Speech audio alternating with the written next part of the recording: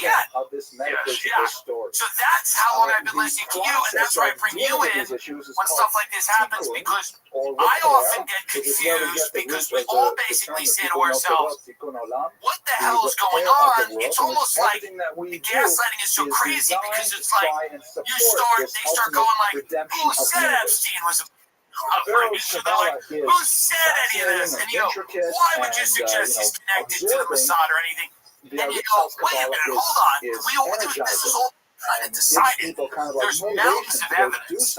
So to attack supporters or people that are just raising questions But the Of Arizal course, is you're all going to about have to go action out and and implementation say, of this hey Kabbalah guys, on a we daily know what you're sequence. doing. So what For you're whatever doing reason is you through want this to go something called away, Yichudim. We're running out of time it's not to going to go go into away that in greater until you detail. disclose the Well, one kind information of you detail have. that I find interesting, I just read an article And today that's the problem. that The talked CIA about was the involved, Arizal MI6 was involved, Mossad was the I main had to group look for up more how to evidence. pronounce that. Apparently, it doesn't Yeah, rhyme they've with anything, implicated but I people with looked up Trump all kinds of Circle. rhyming anyway. He's told out. He's totally big at it. It's a straight the weakness. technical term And for so the reading polls showed from the Rasmussen, and only the polls show And it. one of the things that the Arizal This just is to give you a a kind death of spiral, sense of and who it's we're so dealing sad. with here.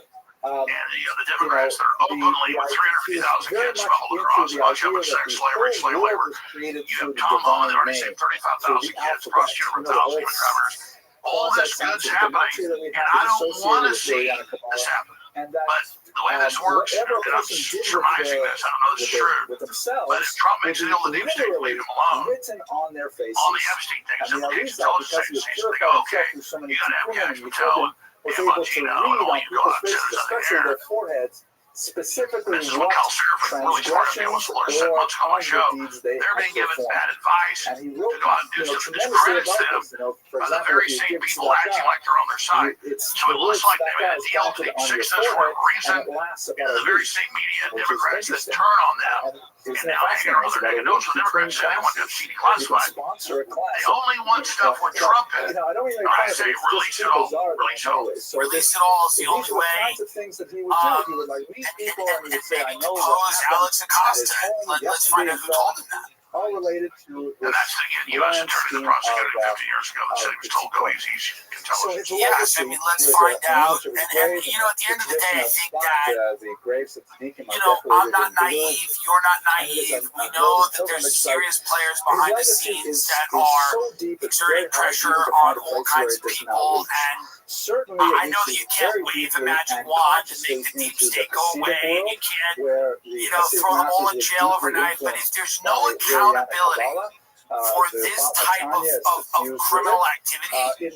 that everybody knows about, Lithuanian world, the lack of credibility is going to eat away at not only this administration, but at the government and the justice system in this country. No, you're right. You're absolutely. You hit the key here. And by the way, I can go as long as you want. We're going to wrap up in a few minutes. My bladder's about to bust. Can I just run pee? I'll be right back. I'll run pee and come back. I'm coming on air right now. No, you can run a pee and I'll fan while you're there. I'm good. I talk my whole show on my couch. I learned how to do this with you. I just talk. I don't even have guests. Really of about 3 But what I was years, to say is, from age 35 just like to the main 38, stuff Trump being he peed was on, that able was to all fake. So articulate the other side, without even I have writing it such down. no belief in the established media because they lied so much. Back in 1 minute. Such a Okay, degree I go off one. we I got feel more as stuff to add. federal Go basis pee. I just can't even think. to this day. I understand. Thank you very Alex much Jones for is your taking attention a pee and break, ladies and engagement. gentlemen. Next week, And we're now going it's time to tell totally you off about the Athletic Greens, mystical the company Kabbalistic, that and we're dropped going to me talk for about using Baruch for talking about Alex one of the Jones. most important I did one ad philosophers on my of show the about early Athletic modern Greens period. many years And ago, I and think we you'll did find it it from interesting. Alex's Thank you studio, once and again. they dropped me. Here's what I'd like to say about Athletic Greens. You know, one day my friend took Athletic Greens and he died. He put Athletic Greens in a water bottle and shook it up, and then he drank it, and now he's dead. Athletic Greens killed my friend. I don't know why it happened. Maybe it wasn't Athletic Greens. Maybe it was just some type of a random medical emergency. But I bet it was the greens. He was frothing at the mouth. He goes, "Oh no, what's happening?" And it was green stuff was coming out of his mouth. He was going, "I can't believe it. It's Athletic Greens. I'm dying. It's killing me. I knew it was fake." This is his job. He goes, "I knew it was fake anyway. You don't get healthy by putting a vial of green shit in water. It's a lifestyle. I knew it was fake. I just thought I'd take the easy way out." And then he just started, and he was having a seizure because of Athletic Greens. Now, I'm just saying, you can sue me, I'll sue him back. But I'm just saying it's a comedy show. Everything I'm saying is a joke. Of course, obviously, full disclaimer, did kill my friend. They did drop me. We tried to get them back. I performed at Carnegie Hall. We said, "How about you guys come? We'll give you free tickets to my show. We're sorry." Who do you think's taking Athletic Greens? Do you think you're all offended by Alex Jones? Who do you think these people are that drink this? You think they're offended by this? All right, thank you. Thank you. Welcome back, Alex Jones. I was just shitting on an advertiser who dropped me because you're talking about Athletic Greens. Yes. I took athletic greens, so my dick got 3 feet longer. No, they dropped me. They dropped me because I said athletic greens on the show with you years ago. So I got an earpiece in my ring. Okay, all right. But back to the incredible thing you just said. Yes, this is a benchmark deciding issue because you killed Epstein, all the clever people learned about it. And then now Trump made a big issue. I'm sitting in the office here. So him saying, don't look at it, don't talk about it. He's not that stupid to do something like that. And so the whole thing makes no sense. It is a disaster. We need change. He's brought in a bunch of good people. It's so sad. But because of integrity issues, I can't sit here and play along with it. And all the evidence points towards Mossad blackmailing Trump. And I just wonder, how we're supposed to get out of this. And I hope he can fix it. Because, normally an incumbent president that wins the first election, they lose the House and Senate. The numbers according to the pollsters, he was going to win. He was going to get record numbers. Everybody, A lot of the fundraising came from very big donors, people like Mary Madelson and stuff like that have a lot of political connections in Israel, obviously. And I think there's probably pressure from that avenue as well, of people that spent a lot of money to help Trump get elected that are probably telling him, let's make this go away. Let's not have this be an embarrassment or worse. you're cut out of there. Sorry, yeah. Did you hear me? Yeah. You are back. Okay, yeah, I said that. What is that? Is that a devil on your? Is that Hillary Clinton on your? No, this is a lobster. It's the summer. See, that's like It's the summer. It's the lobster. It's like those 8 bonds. What does that say about me? I don't see a lobster. I see a devil. I like it's the summer, so when the lobster's over and it goes to the fall, we put a pumpkin. 10 years until his untimely demise. Yeah, we try to make it nice while we talk about international, sex trafficking, cults, and this, that, and the other thing. By the way, Hollywood stands to probably get very embarrassed if this comes out too. Because this is not just political. There's probably a lot of big people in Hollywood. Let's talk about who we know is heavily involved. You had a clear blackmailing operation against high-tech people, science people, vaccines, genetic engineers, Harvard, massive Hollywood, the Clinton, Steve Jobs wives, the Atlantic Monthly owner, Atlantic Magazine, all those people, and that's my big frustration, is that we know they're all in there, we know it's all going on, and by Trump doing this, he's now joining with them, and he did it in such a terrible way, and saying you're not part of our organization, if you question this, which then backs up the left's claim that MAGA is a cult. Well, I'm not a cult. So how are you processing this? Because I'm not a left or two evils guy, but overall, Trump is reached a lot better, I think, than Democrats. But at the same time, it's an integrity issue because I become an accomplice by extension to you. Okay, by joining the government. Agreed. I process it the same way you process it. I think securing the border, having having the American working class regain ground, and trying to provide a standard of living for people and not opening the borders. They've done that in the UK. It's caused tremendous strife. They're now putting people in jail for tweeting about social and cultural issues in that country. He's gotten 15 trillion committed, 5 trillion is already put in. I mean, he got this new economic, everybody know, line here, the Federal Reserve, it's the establishment won't give him his cuts. He is still the maverick. Here's what I know, and I'll get here inside baseball. I hate to do this. I started hearing this about a year ago from people really close to Trump. He was 78, then he's 79 now. And then all the trials, all the pressure, all the demonization, he doesn't crack up, but at a certain point he becomes a really grumpy old man. And now, I did this months ago, and I kind of mentioned it, but I didn't want to attack him and give him the fodder. But it is an issue that incriminate him. It's not Epstein stuff. It's not something that can be a problem. They'll bring in some side issue and they'll scream at him and say, I only want to hear about stopping World War III, bringing jobs back, securing the border, can't compare and is defeating handle. election fraud. And Nevertheless, he's his really diary mad that does he used exist. to The do that. copied version And other people that was talk to him, published in a critical well, we can have it go say, sir, you got to stop defending this. has Got to been stop the the MC source of cover. I some mean, if people wonderment show for the for last 30 years or 50 years, they'll just say, fuck you then and hang up on him or kick him out of the Oval Office. And I'd like to So it's not just that he blew up about this. He's been, it's good to have a guy that doesn't give a crap. At a certain point, in this library where I have a lot for of fighting corruption, but It's what a he doesn't give a crap about is his institution, constituents. fantastic Judaic We're kind of collection, and I'm experiencing, going to tell you what the establishment's experiencing, so I love him doing that to them, this is but what with they do us, in the Africa, optics where are it's really seen bad. so Who is he listening to? Who is he listening to? People say Stephen Miller and Susan Wiles have the most outsized influence in the administration. Do you think that's true? Yeah, I'm not defending Stephen Miller, but from my sources, he basically has the beat on the border and domestic stuff. It's Susie Wiles. And I hate to demonize her, I'm not trying to come after her. I was warned up front she was bad news. Anybody that wants anything has to go through her. I just know her consultancy firm has gone from small to number one. And Bonnie and her good buddies, very tight. Is that the case? Absolutely. Well, they were the same consultancy. Right. Is it weird that they have a huge consultant firm, but they're also both in the White House? It's a major conflict of interest. Seems so. It's not quite Hunter Biden level stuff or Timber some other guy. And again, I'm not trying to say that the only problem. It's just that. Look, a lot of it is it's complex, it's huge, a lot's going on, and Trump's trying to be pragmatic, but if he thought he could make deals with the deep state, and like, sir, the CIA and Mossad, let's shut this down, they walk into the trap, and now, by the way, that stuff we raided for the Democrats, it's all about you, and it doesn't mean it's real, and we already predicted it's recycled, and if it's recycled, means it's about Trump, so I think that's what we're seeing. Do you think there's any part of him that says they'll kill me because they tried to, they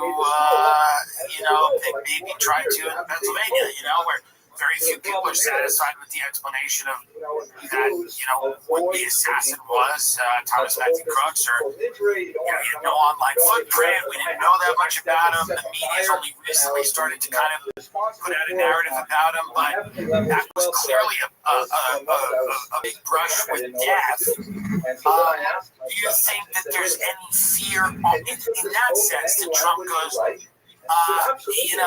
that these people are playing for keeps? I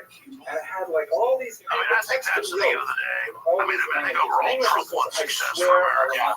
He's pragmatically trying to pick the best direction, but there's a new video out.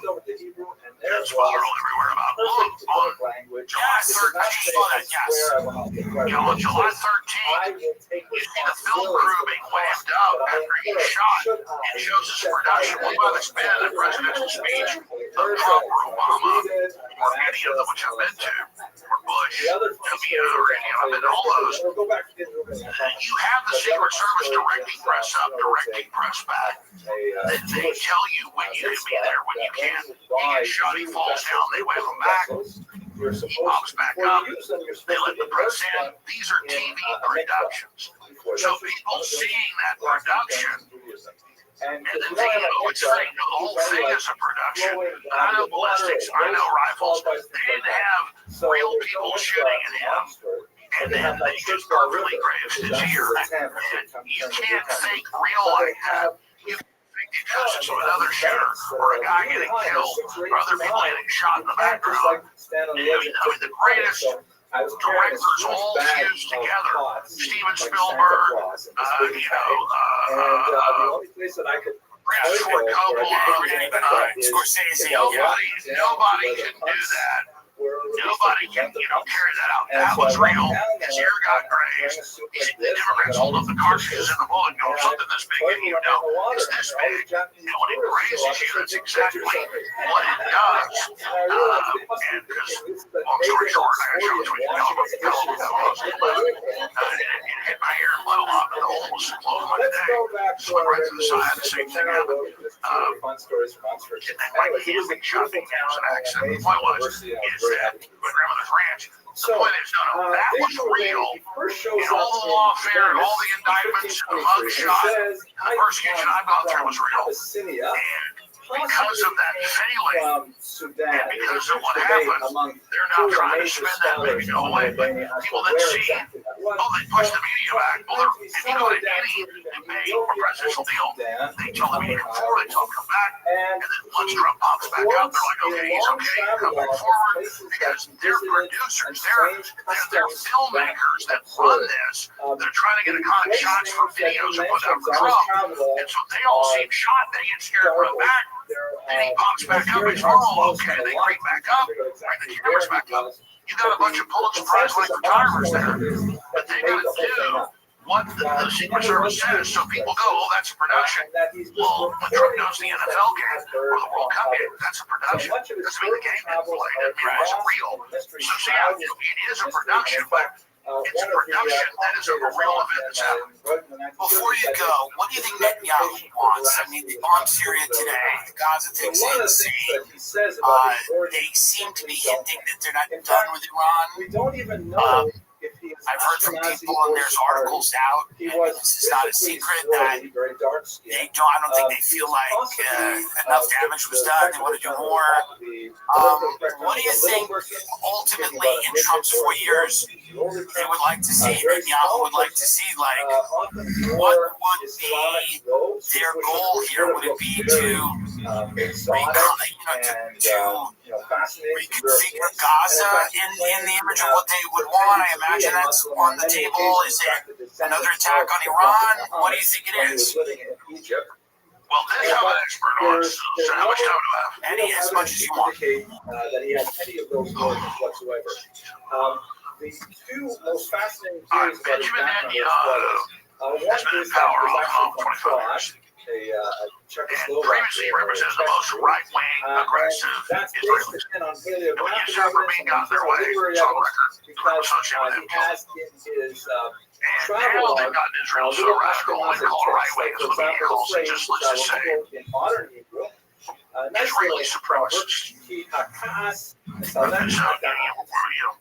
So, I try to compare to Hitler, but the last thing you're going to get is like racial supremacy, It's ironic for sure. we're the master race. Well, if they're going to drive a group out of their homes into the desert, that's what Pharaoh did to the Jews 3,000 years ago, right? The pilgrims, that was wrong with the Jews, it's wrong here. I'm not saying the Muslims are little angel cakes are perfect either, believe me. They're not little angel cakes, but I get it. The optics are not good. Right. And so a lot of the Israelis was like, even Michael Savage is an American citizen, great guy. Pro-Israel, but he came on my show 2 weeks ago and said Netanyahu needs to go. According to all his sources, I mean, they think Israel will be one of the most popular countries in the world.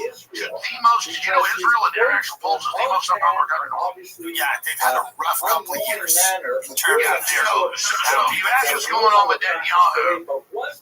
Netanyahu, until 3 years ago, on record, he pulled articles, was the main funder of Hamas.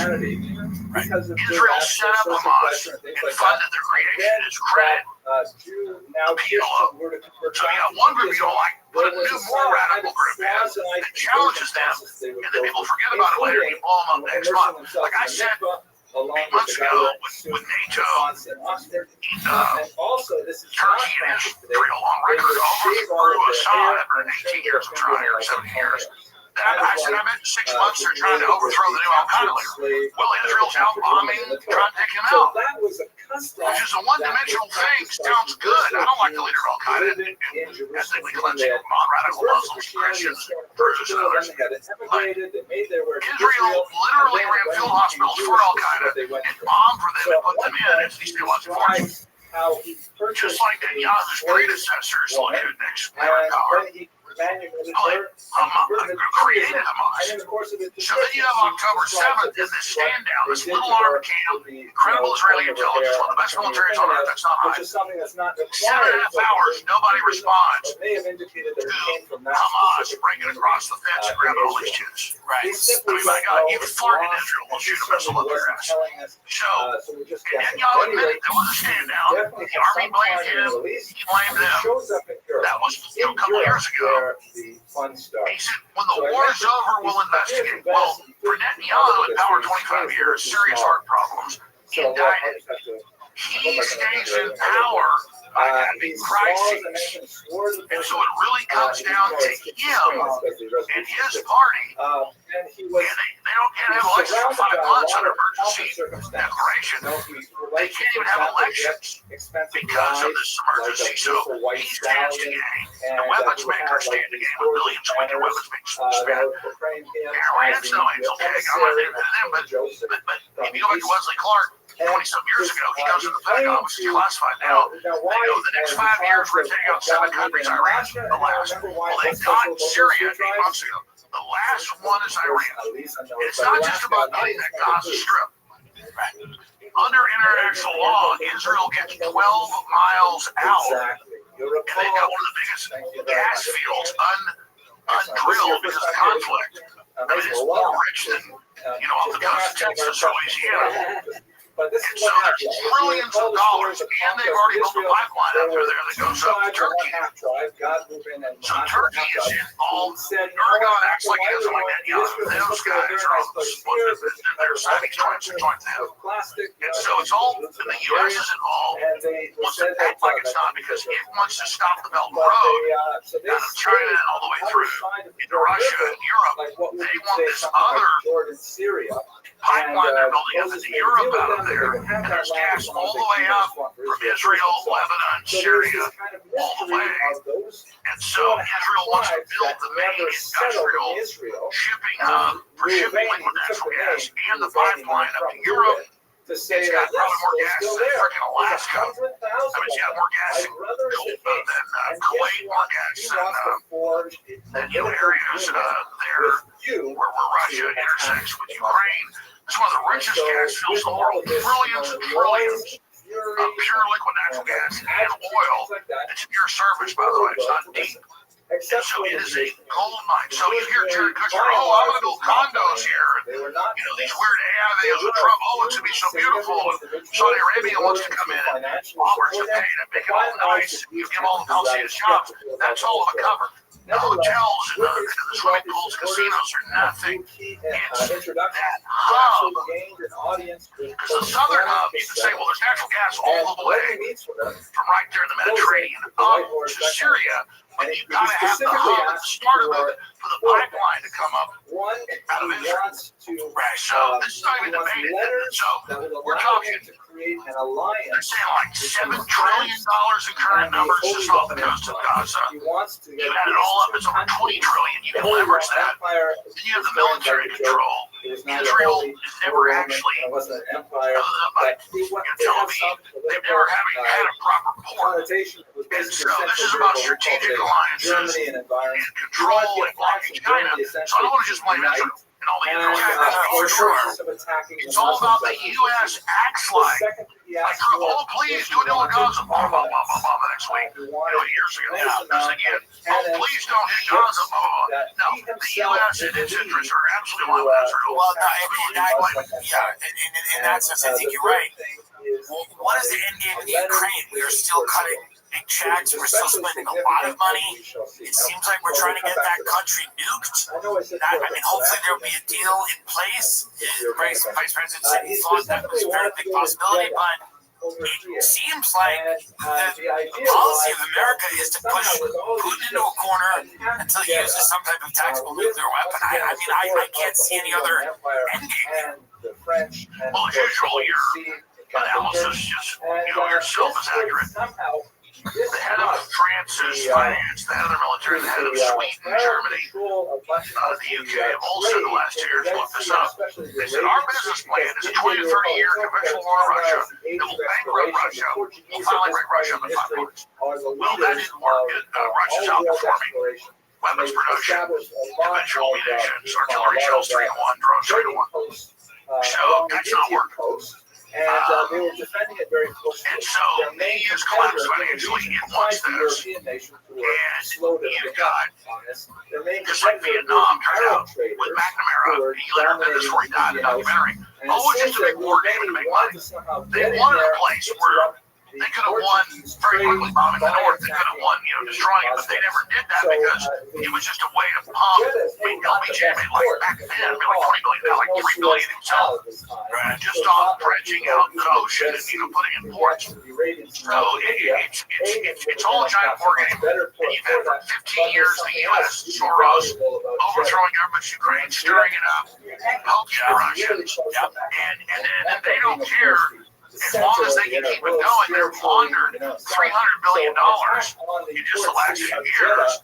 And it's all in weapons laboratory. And so, to them, they don't care. And so, they're talking about 30% of the EU budget now going to Ukraine psychotic for the next. A war is a big black hole that you can launder money through. And at the end of the day, Putin's more popular than ever than he's in the war. Like it's not the Iranians and Netanyahu go wink wink. Those are super unpopular. Now they're popular. Putin was already popular. He's even more popular. It's not like they go wink wink. But war is a hell of a state. If you go back to the movie on Henry VIII called The King, which is a true story, he finds out at the end that his ministers have a rebellion in England with the Scots and the Irish and the Welsh. It's all true story. His letters are public now. They've been public for 100 years. And his French cousin, the really old Norman from William the Conqueror, who are not the French or the British, they're all Vikings that conquered France and England. And they don't tell the new young king because his other brother, died, so they had to have him when his dad died. This is a true story. And so he goes and has to have a war with France, and all his buddies die. He wins, and his minister comes in and says, "You did a really good job. We saved children." That's why he made you the king of France. He killed his son. He goes, "Great job. You're really a world leader." And then he meets with the head minister. And the executor head goes, "We staged all this for you, sir. Now you put down all the rebellions. You were now the true king of England." And he kills him. It's a true story. He pulls a dagger out because his best friend died and stabs him to death. Learning this whole thing was staged. Real people died. It was a real war, but it was totally staged to put down rebellions in France and in England. That's how the real world works. Psychotic, unfortunate. I hope the Trump administration comes clean. It's the only way forward. People in this country need. You cannot have the abuse of children go unchecked. You cannot let foreign governments have leverage over our government and influence that, makes us, completely normal of our principles. Not to say that we are passive or that we are little angel cakes, as you would say. We're certainly not. But everybody, we need to get all the information out, and I appreciate you. I think you're doing an amazing job, and I love that you still come on my show, and I really appreciate you. And a lot of I've been begging to come on your show. We should come to Austin. Let me just have this whole point. Yes. These Machiavellians think because they think all this twisted, tindy chess that they're smart. No, it's sick. You said earlier. This big economist Martin Armstrong says we're very close to nuclear war. We understand conquest. We understand duplicitous. But with nuclear weapons and with biological weapons and with 9 million people, we have to stop the conquest economy. We've got to have real peace. And we keep hearing about all this peace, but it's not. It's got to stop because it can get out of control. You ask, will there be nuclear war? Yes, on the threat escalation ladder. It goes from 1 to like 44 in the Rand Corporation. Everybody gets the same model. We're at like 35 now. A few more. Remember 2 years ago, Biden said we can't give F-16s and Abrams tanks as World War III because it goes up the escalation line. We're now to Trump met with Zelensky 2 weeks ago and said maybe we'll bomb Moscow so they'll stop. It just goes and goes and goes. And the elites would rather destroy the world than sacrifice their positions of power. Exactly. They've got their bunkers, like Dr. Strangelove's based on a true story by Curtis LeMay. And the chairman of the Joint Staff, Ellen Lemonster, come to when the movie came out in 64, maybe 63. It's all declassified. And I know maybe you can bring all the outside stuff, but it's just a film's made on this final thing. Curtis LeMay, the deputy head of the Joint Staff, and the Joint Staff, Ellen Lemonster, look this up, folks. They come to the last year of the Eisenhower administration. Supreme Allied commander, super hardcore. Was mad at the Germans. Said it was only food for other people to starve 2 million to death. It wasn't like it was a pussy to give a war. They come to him and they say, "Sir, we're going to bomb our own military bases and shoot down our own planes, and we're going to blame the Russians and say the Cubans did it. We've got a plan to sneak attack Russia, and we think we'll only lose 20 million Americans in their nuclear response, but if we wait a few years, under mutually assured destruction, they'll be able to take us out. And he fired them. And then they tried to come back, and Kennedy fired them. That's Operation Northwoods. The movie Dr. Strangelove was leaked, basically, to Kubrick, and he made the film to show what happened. They were literally in meetings talking about mine shafts and how we can get gross domestic product up. Even in the worst case scenario, they knocked out most of the population. And they came to Eisenhower, and then they tried again. Guess who the adjunct of LL Lemonster was? Oh, like 27. Donald Rumsfeld. Wow. So when you see 9/11 in the Project American Century, it's the same people, and Dick Cheney, he brought it. So this is literally the ghost of LL Lemonster and the ghost of Curtis LeMay. The movie Dr. Strangelove is a documentary of what almost happened. The Cuban Missile Crisis, declassified. The U.S. put 19 missiles on the border of Russia in several places, including Turkey, medium-range nukes. Russia put nukes there. I'm not a Russian or been to Russia. The point is that we're all told school books, oh, the Russians put medium-range nukes in Cuba because they're assholes. No, Khrushchev was on TV saying, get your missiles out. But our media was so controlled, nobody knew we put missiles on their border. So it's the same story. It's not the average American's bad. It's not that Eisenhower's bad or Kennedy was bad. We have these crazy power-mad generals. And now what do? We put missiles on Russia's border. That's what Russia said a year ago. They said, you are here hitting us every day with medium-range hypersonic missiles. We can't stop. If you hit us 2 or 3 a day, we won't respond. But if we see a large aeronautic attack of hundreds or thousands of missiles, we have to believe it's a nuclear sneak attack, because that's how they can shoot. Right? So Mach 5, Mach 10. They can take out all the Russian bases. Most of Russia's weapons are in the West. Most of Russia's in the West. And they say, if you shoot a bunch of these, we got to go and nuke you, because we've got to believe it's a nuclear sneak attack. That's why we're so close. You ask, are we close to nuclear war? The atomic energy scientist guy out of Chicago, the most respected, that looks at it, said we are the closest to nuclear war. Remember, you heard 2 minutes to midnight? He used to be 2 minutes to midnight, or something like 20 seconds to nuclear war. Yeah. So with the Cuban Missile Crisis, 2 minutes to midnight means total nuclear war. The last time I checked, we're 20 seconds from midnight. That's your answer. Follow me at Real Life Shows on X, Infowars.com/show. And I love you, Tim Dillon. Love you, Alex Jones. Thank you so much. Alex Jones, everyone. Thank you. Alex Jones with us, legendary broadcaster, friend of the show. I've been lucky enough to speak to him about a lot of the crazy shit that has gone on the past 10 years. And, we'll just come right out with it. We want to get your read on what is going on because, from the outside, the Trump administration campaigns on exposing this cover-up, blowing the lid off this cover-up. And then they get in office, and now it seems like they're part of this cover-up. So, what in your estimation has happened? And they see him, and they believe him. Well, all I can do is observe from the outside. I have a lot of sources, especially baseball, what's happening. But the fact I know is this. 15 days ago, they leaked to Axios, the Justice Department, this Epstein get murdered, and there wasn't even trafficking, and there wasn't any blackmail, and case closed. And that flies those things for court cases, the evidence, the intelligence connections, everything we know. And I came out that Monday, 14 days ago, and I said, this isn't bad money. And I'm not defending her. I agree. She's in overhead, like you said. She should go back to policing jet skis in Florida. But then he comes out the next day and says, on True Social, no, we got to move on. I told him to do this. The next day at a press conference, he chews out the reporter. We're talking about all these issues, saying, how dare you desecrate the graves of dead kids in Texas on the floods. Shut up. And it's uncharacteristic for Trump. He looks scared. He looks concerned. And then all the other Truth Social posts about if you ask questions, you're with the Democrats, and this is all a Democrat made up hoax, and you're just idiots. When all his surrogates and promise they bring this out, he talked about bringing it out. So this is Harry Carey. This is Seppuku. For those that don't know, Japanese, I mean suicide. big the head followers. of Restream But polling when on the best poll Peter agency, the most accurate on record today. by He said circumcising Trump has himself, lost 14 then points with independents, he realized that 5 maybe points this with guy his is the main real base. deal, so he took Like him Steve with Bannon him. said a week ago, that'll lose him. Peter Restream reported it. on. His net record was right. 40 seats probably in the midterms in a year and a half.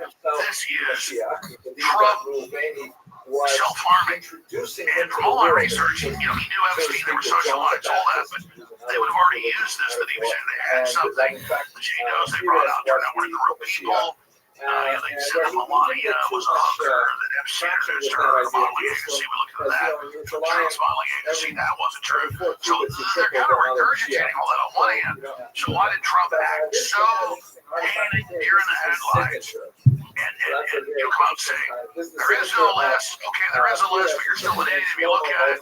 So, okay, we'll have Pam Bondi release the grand jury transcripts from Ghislaine Maxwell that Comey's daughter ran the cover up on it. The Epstein case 6 years ago where he died in jail. So you couldn't do a bigger Streisand effect. You couldn't come out and say I'm more guilty than what he did, and my loyalty to the truth. I'm autistic about it. I can't. Even though I want Trump to succeed, and Democrats are my sworn enemy, trying to put me in prison.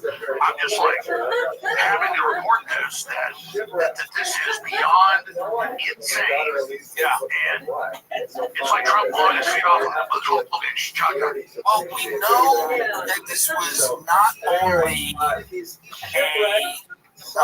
blackmail operation, but it was also a money laundering operation. And we know that Jeffrey Epstein was working for billionaires like Les Wexner and many others. And we know that there's been a lot of talk about the connections that Epstein had to intelligence and moving money around the world, making sums of money disappear. Is it a complete coincidence that a lot of this seemed to happen around the time that Benjamin Netanyahu paid a visit to the White House? Well, as usual, Bill, you're very informed on this comedian, and you nailed it. I don't want to attack Israel. I'm not a big Israel hater, but Netanyahu is, in my view, the villain of the last 25 years in Israel and out of power.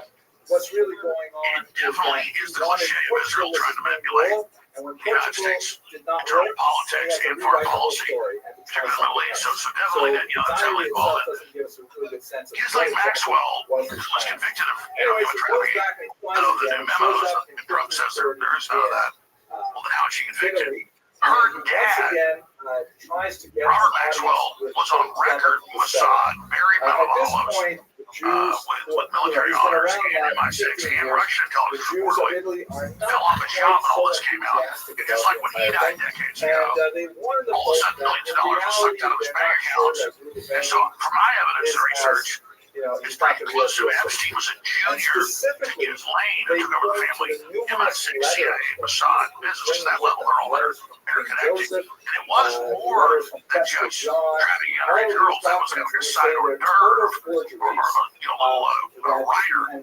The larger issue was money laundering, and now the Democrats have come in on this. I said months ago in Mexico that Trump needs to not just call for grand jury stuff be released, or stuff for trial, or the trial never happened. Epstein died in custody there in New York, in that detention center. We should demand billions. It was 1.1 billion right after he died, but it was actually over $1 billion when he was in custody. 5.5 years ago in New York, it was sucked out of his business account. And so we know that's in the Treasury Department. So now, Senator Wyden and others, as I predicted a month ago and 2 weeks ago, before this broke, I said Trump's releasing things, that's where it's going. Where did the billions of dollars go right before and right after he died? And so I agree with you, very astute. I was going to make that point. This isn't even so much about human trafficking as it is about the money laundering that was going on. Then you've got Bill Barr, his dad, Donald Barr, ran the school. Epstein at 20 got hired with no credentials to be the top math teacher. And then Barr was OSS CIA, his dad, Donald Barr. Barr was CIA, kind of the head of Iran-Contra operations in the White House.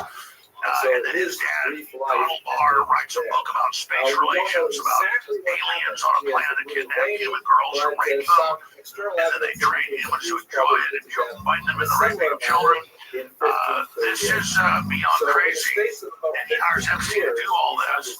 And so, Trump had beauty pageants, and Trump had casinos, and Trump had golf courses, and Trump, was involved in sporting events. And so I thought, well, they were having anything on Trump, they would have brought it out because they tried with a bunch of nothing murders in 2016 and 2020.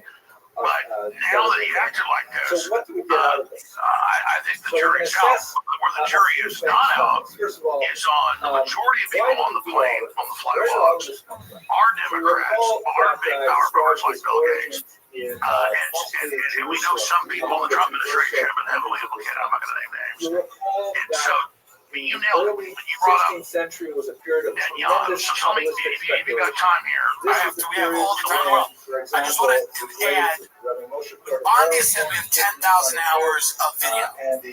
She said we have 10,000 hours of video. I had dinner last week with the vice president. He told me that was commercial pornography. They do not have videos of any powerful person in a compromising position. That's the party line that they're going with. If that's the case, why would Pam Bondi call it evidence? Why would she say it's evidence? She's not an idiot. She's the Attorney General. Why would she say she has files on her desk if none of these implicated anybody? It just feels like they're covering something for sure, 100%. And I feel like they're telling a story, and the story doesn't make any sense. At any rate, Melech, again, one of the scholars that to work on Mulvaney in the last 20 years. There's so much that I owe to 100 articles. There are two main tracks here. A Kabbalist by Bondi and Patel, and Bongino, or a mix of that, or pure cover-up. But undoubtedly there's a cover-up. So here's what we know from the timeline. And I'm not trying to conduct journalism by myself. This is a story. I just did it 7 days a week, so I broke most of the different developments that happened in the last 6 months. So here's what we know in your conclusion. Trump surrogates in there released it. They get in March, they're given this old MC information at the press conference with the supervisors. And a day and a half before that happens, I have the Boyle, who's the main, one of the top whistleblowers exposed so much. And he says, my New York sources say they got massive Epstein videos and files the Democrats are suppressing and not giving to Trump. And Bonnie's been set up. We're meeting with her tonight. My sources are. And she's going to expose the fact that she's been set up. The next day she comes out, and on the cover sheet of the binder says, this is phase 1. I learned there's a lot more in New York. With Comey's daughter and Comey running it, which we don't control all the time. If they don't give it to us in 24 hours, we're going to go grab it. 24 hours goes by, they go grab it, and the FBI in New York resigns, they got to send it again, don't do it, and then they're given these files, but that's the setup. Obviously, in the Democrats, before Trump and after Trump, and now control the file, and James Comey, Marie Comey controlled it, are they going to leave stuff in that's incriminating? No, it's logical to say they're going to probably drop a dime themselves, not that whistleblower was bad. They're going to drop a dime. Oh, we've really got the real file. So Trump's like, yeah, go get it, grab it, get them. They get the file, and then I talked to FBI sources, multiple, call server and others, showed me the text messages. This is in late March, days after. Then indeed, the way the FBI works, the top of the FBI does investigations, they get the truckloads out of New York. They send it all over the country to field offices, say, do what you want. Then the FBI, we confirm this, looks at it. It's got all this stuff about Trump in it, whether it's true or not. Bondi and them come back and say to Trump, it's got all this about you. Then you see the deer in the headlights interview 2 months ago with Bongino and Yash Patel on Fox with Hillary hostages. They're like, no, you can trust us. He killed himself, and Epstein acted alone and didn't do anything. Case closed. And I said this before Trump said it a week and a half ago. I said Trump has learned, or this is a big possibility, that despite giving poison pills, they're not just going to take out bad stuff about them. They're going to add all the innuendo, all the JDOs, all the stuff recycled in. Then Trump comes out for social last Saturday, 8 days ago, Saturday before last, and says, hey, they control the file. Not saying MC doesn't exist or wasn't bad. That's not being funny. He says they put a bunch of bull in there, which I wasn't even able to predict. So that's one track of what it is and why he acted so scared and hysterical. The other track is he was a big playboy. He was hanging out with Epstein. He was running meeting packages. Maybe he did some stuff he wasn't supposed to.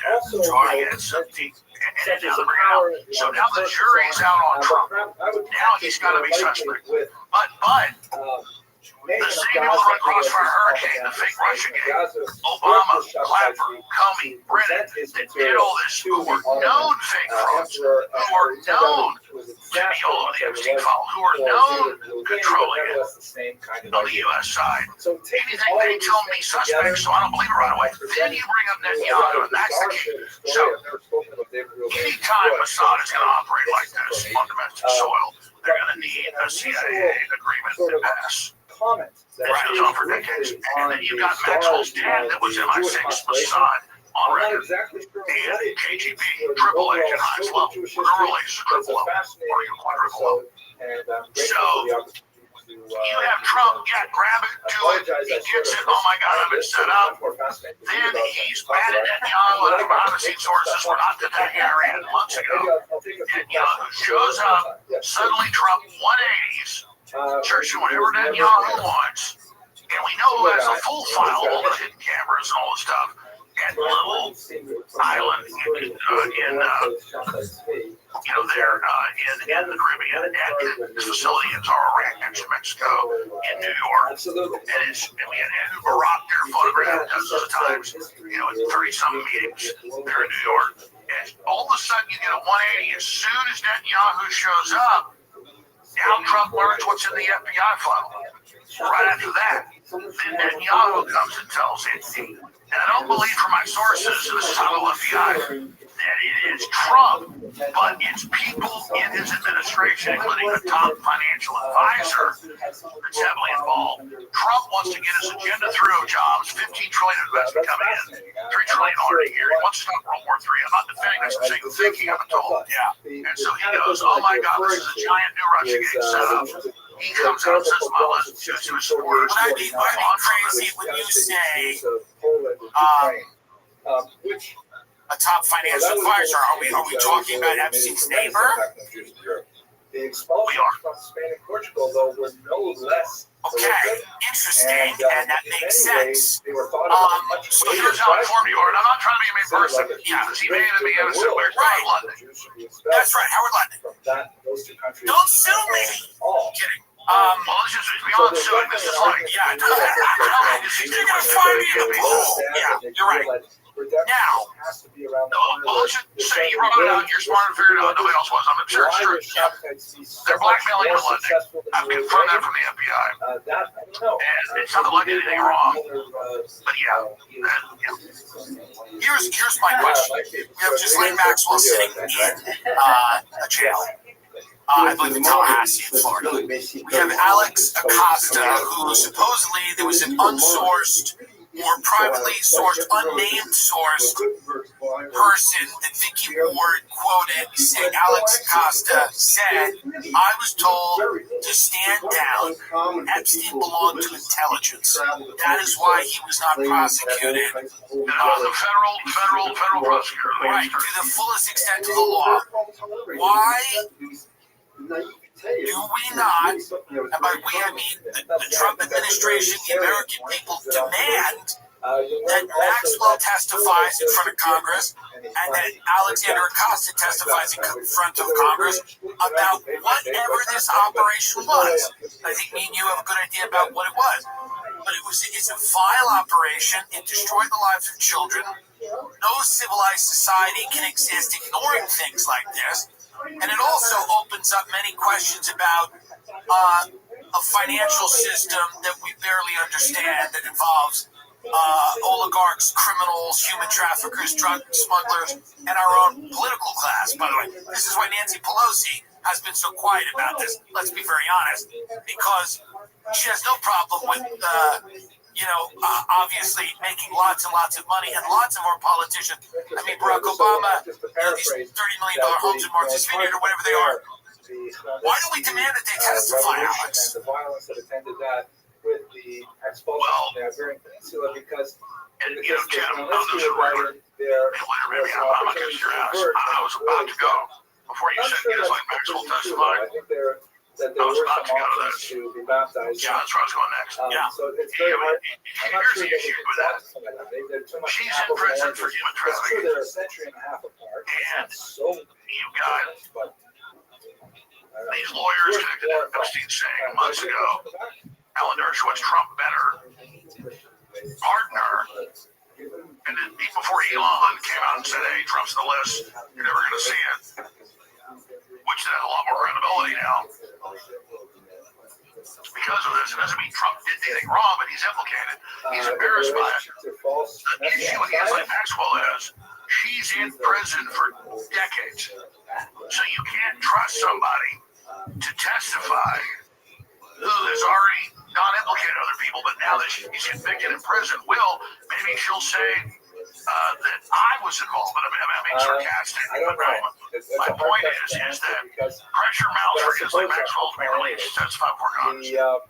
I am of the thought that full disclosure is the way to go. Now, from all my research and sources, Trump wasn't actually involved with any of this, and they're going to be able to continue to blackmail that they don't. So I think justice will be done when the heavens fall. But the thinking is, you can implicate all these big tech titans like Bill Gates that was heavily involved in all this. His wife flipped him over and said he should have answered those questions. I'm not saying what he did. If all these Silicon Valley people come out and think Trump's being told, this will crash the stock market, this will bring down America, this is a setup. And I'm not defending that decision, but I can logically, from a sick position, get it. I agree with you. I think the world will think we're back in business if we actually exercise all these demons. This stuff's going all over the place as well. The key is not giant. This is driving people insane, and I think it's justifiably so that people at the highest levels can get away with stuff like this, and that it can be covered up forever. And I think a lot of people... It's the two-tier justice system, right? It's emblematic of everything. Yeah, it's emblematic of everything. What I told Vance, I said, if you don't disclose everything, you're done. Nobody will support you guys. You are fully and completely part of this cover-up if everything doesn't come out.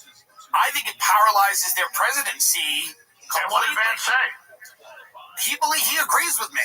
He agrees with me. It really is. Even Mike Johnson came out a week ago and said release it. He agrees with me.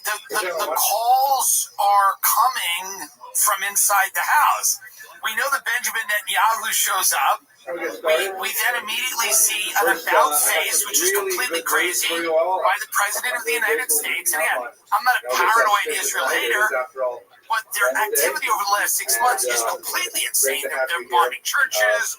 They're starving people. They're shooting people that are... They bombed Syria today. Here's the deal. I'm studying the main threats. U.S. communist China. Financial interests. I'm the guy that always said was defending Israel. No, I was just saying they're not the most important bloc. They're very... absolutely. Because they knocked out the Democrats, they're going to because they've cut off the U.S. state money and the deep state money. Israel...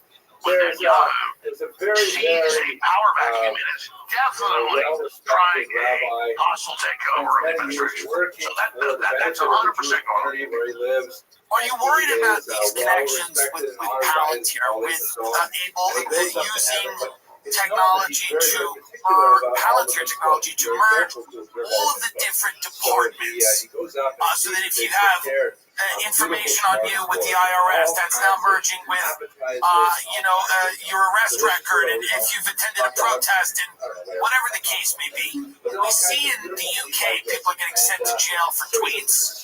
We see all over the world, and we know, of course, the Chinese social credit score system. This feels a lot like a precursor to that. Steve Bannon has said that he thinks that these tech people are the biggest threat to the stability of the United States going forward, because they have their own agendas that they're cloaking in this MAGA movement. Do you share that view? And do you think that Trump has allowed these people to get a little too close and exercise a little too much power in the White House? Yes, I think Palantir is a threat. And I've been criticized by people that just want to try to make scores. It's a good draft I mean, anyway. nuance about it. Let's There explain are a what's couple happening. of things that I'd like to draw to your attention. Ms. Abramson, would you Oracle please distribute was also with Trump, a couple which is a of bigger things threat to draw than to your attention? Larry Olson's way bigger There's at than least one Palantir. typo. Microsoft giving two and lectures simultaneously. Amazon, people think of Amazon as packages. No, Amazon runs more servers for the CIA and the NSA than Microsoft is saying. It's like a fact of Microsoft. They've already integrated all the databases. They already have all that. Peter Thiel and Alex Karp, who said Alex Karp, I held the E such a conservatives. My main threat is Christian conservatives, just like Trump during the fight. So I'm not an apologist for Palantir, but to my listeners, I've got to give them a real answer. So you notice the New York Times and Washington Post last year all about Palantir. It doesn't mean Palantir is an issue. It's that why does everybody know about that? Because all the media started. So Palantir has come to Trump. It is a big macro mass. Once he's found. So now and they have said to Trump, we know how to come in and tell you what's really going on. Let us have the radar more, and we will fix all your problems. And my point is, they are a small little tech who wants to come in and has that technology that has already been done. Right. So the idea that this isn't already integrated, it is. Amazon, Google, and these other groups, Amazon, Alphabet, those companies, whatever it is, Meta. Alphabet's about Google, exactly. Right. So it's Google, it's Amazon, it's all. Yeah, so they're the ones that are currently doing it. It's not like it's coming. So I just told people in their lexicons, they get flashcards for kids. Here's a tiger, here's a bear, here's a bunny rabbit. And now they go, here's Palantir. Oh, that's the big tech over. No, that's a group that thought with their angles with Trump, they could come in and be put in charge of the thing that's already there. So I'm telling people, no, it's not that it's coming, it's already there. Palantir is just as dangerous as Google or as their company Alphabet. Or as Microsoft, or as Amazon, as Microsoft, Google, Amazon. And I'm saying, if you look at the statistics, they're 90% of the grid's already there. Palantir is a usurper, an upstart, a pretender to the throne, trying to come in to give Trump control. Because the U.S. government's been directing the Googles and the Microsofts and the Amazons to already create a fuse system that we already have. It absolutely makes sense. The reason Palantir is always a red flag for me is when Peter Thiel's asked things like, should the human race exist? And he kind of stutters and stammers and doesn't really seem to have that one seems easy, and he doesn't really have an answer for that. He's also suggested things that maybe people went to Epstein's Island because they wanted Epstein's like advice on their divorce and stuff. It just he also says, we need to do what I'm doing to stop the Antichrist. Right. So it just feels to me that yes, they are part of a very large group of companies I don't trust. But it is worth noting that this company is, they want to start helping to surveil Americans more than they already are. I mean, that's sort of, or help, concentrate the information or help merge. Really a lot of responses to it. Google 6 years ago wouldn't even give the Pentagon access to AI. They give China that. So that's the key. Palantir is offering Trump. Look at Denver, already has U.S. funded license plate scanners. Right. But a month ago, when they were using to arrest illegals, they turned it off. So Palantir is offering to use the grid that's already in place for Trump's aims. So what I'm trying to say is it's not that it's Palantir, it's that we're saying we're past 2025, we're in the year 2050. I'm saying it's already there. The Palantir thing is a fight about Trump coming and saying, okay, I'll hire you to explain how this works and give me access. I'm saying it's already all there. No, and I understand that, and I think that I don't trust Elon Musk, I don't trust anything, I don't trust Sam Altman, I don't trust Mark Zuckerberg. It's not because I believe they're inherently evil people, or although they say some things that are inherently evil. I believe their agendas are radically different than if you took an American off the street and said, what are the things you value? Very few of them are going to go, we want to terraform Mars and merge with AI and destroy the human race and all of this stuff. So I do think that the tech community, it's important to have a thriving tech community, but it's important to not turn our country into a digital police state or Chinese-style surveillance state. I think a lot of those people would probably want to create something like that in our society. You know, that does seem like they would prefer that. Absolutely. I want your viewers to understand something. Let's just say Palantir is the most evil thing on earth ever seen. It is now. Why do we all know about Palantir and not the other? We don't know. Yes, you're right. We don't know about Microsoft, Google, and Amazon that are 90+% of the grid that's already there. Right. So we're all learning about surveillance and AI and social credit score and biometrics and social credit. We're already doing it. They're just bidding to get into the draw as a junior. And so I oppose what Palantir's doing, and everyone opposes everyone else. Of course, I'm just saying it's become a distraction into only them. Understood. Disclosure. Your sources, people that you know. How damaging is this if this all comes out? Do we think that this is a watershed moment for the United States and, Israel? Does this come out that this is what many people feel it is, which is a Mossad CIA blackmail? Or is this basically not, we're never going to definitively know that? Or will we, we have a lot of conjecture, we have a lot of gun to my head, that's what I believe it was. There's enough evidence in my book to say that's what it was. But is the disclosure, not only will it be embarrassing to people, but is it going to suggest that one of our allies has been using these types of methods to gain leverage and control over our politicians? And is that one of the big reasons that they do not want it out? Well, it's all true. I mean, look, Maslow Wincy was a Mossad. Really? Let's come out. They were tapping the White House. So, and they don't want to hit us on some big corruption deal because most Israeli operatives are involved in all the corruption with our people as well. Right? You want to hit on some limited little sexual thing. And absolutely. Epstein was mainly a Mossad operative. Ghislaine Maxwell, her dad, all Mossad on record. The media just keeps this debate going. Is it Mossad? Is it Mossad? Well, he wasn't officially Mossad. Any real operative at the highest level is an operative. People think it was an operative at lower level. No one comes there to the boss. But he himself was just a manager. Ghislaine was the case manager. This is all basically come out, and this is the leverage that Israel is using over Trump right now to do all this. In my information, it's John Trump himself.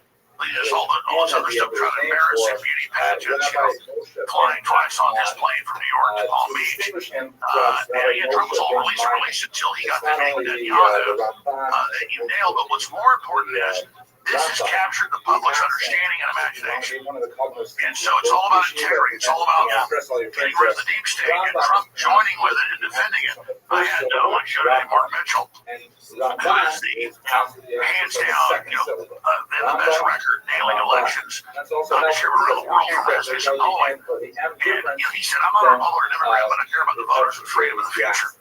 And he said, again, the exact number, like 14 points loss of the independents. It's a collapse. It's a collapse. It's a collapse. 5-6 points loss of the Republican base. This is a disaster. As a CPN without seeing polls, when you have to go set, we'll lose 40 seats. It's also overshadowing another interesting and important story. That's that Comey, Brennan, Clapper, all these guys essentially participated in what was kind of an attempted coup. with, manufacturing this evidence that Trump was installed by Russia. Yeah, Crossfire Hurricane. And that's the key. That was my whole show today was.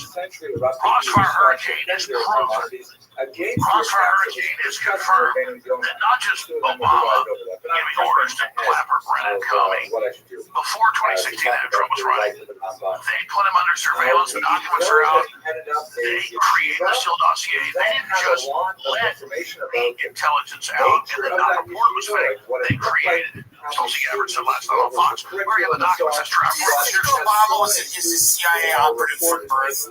His mother worked for USAID. His mother was born in Hawaii. I mean, because Obama weirdly comes up all the time as this, and I always think these politicians are middlemen, and I imagine that Barack Obama would be like a similar politician, like a Clinton type, where like they know what's going on, but they're not driving it.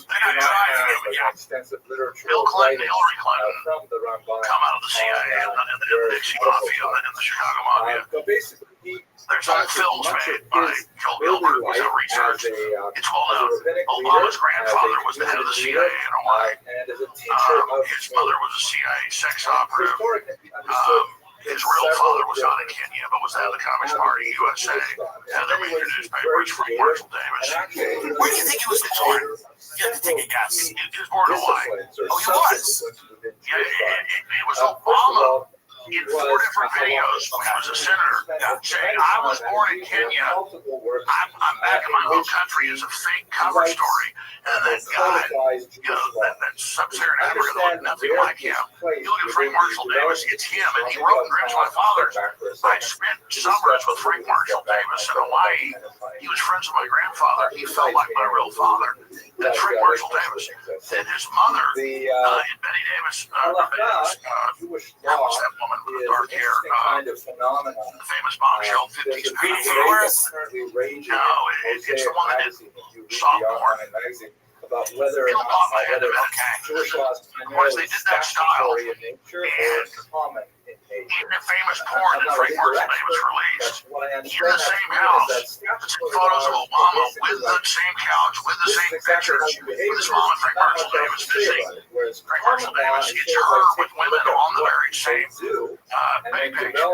It's the very same couch, and it's in famous private porn collections. His mother was a other. And all of this, well, she was a famous CIA sex operative. So you're thinking that Obama's from an intelligence family. So the statutory law. That's what I feel as well. I mean, and Frank Marshall Davis, the main publisher of communist newspapers all over the U.S., is a famous pornographer. Right. Obama says in Dreams of My Fathers, he was like my father. I stayed with him in the summers. He was friends with my grandfather. And his dad's the famous CIA banker. Well, I know people in Chicago that have said that Obama essentially had led kind of a secret double life his entire life, and they were shocked when he was polling so well in the election. Obviously, he was a brilliant politician, but the media didn't go near any of his secret life the way they didn't go.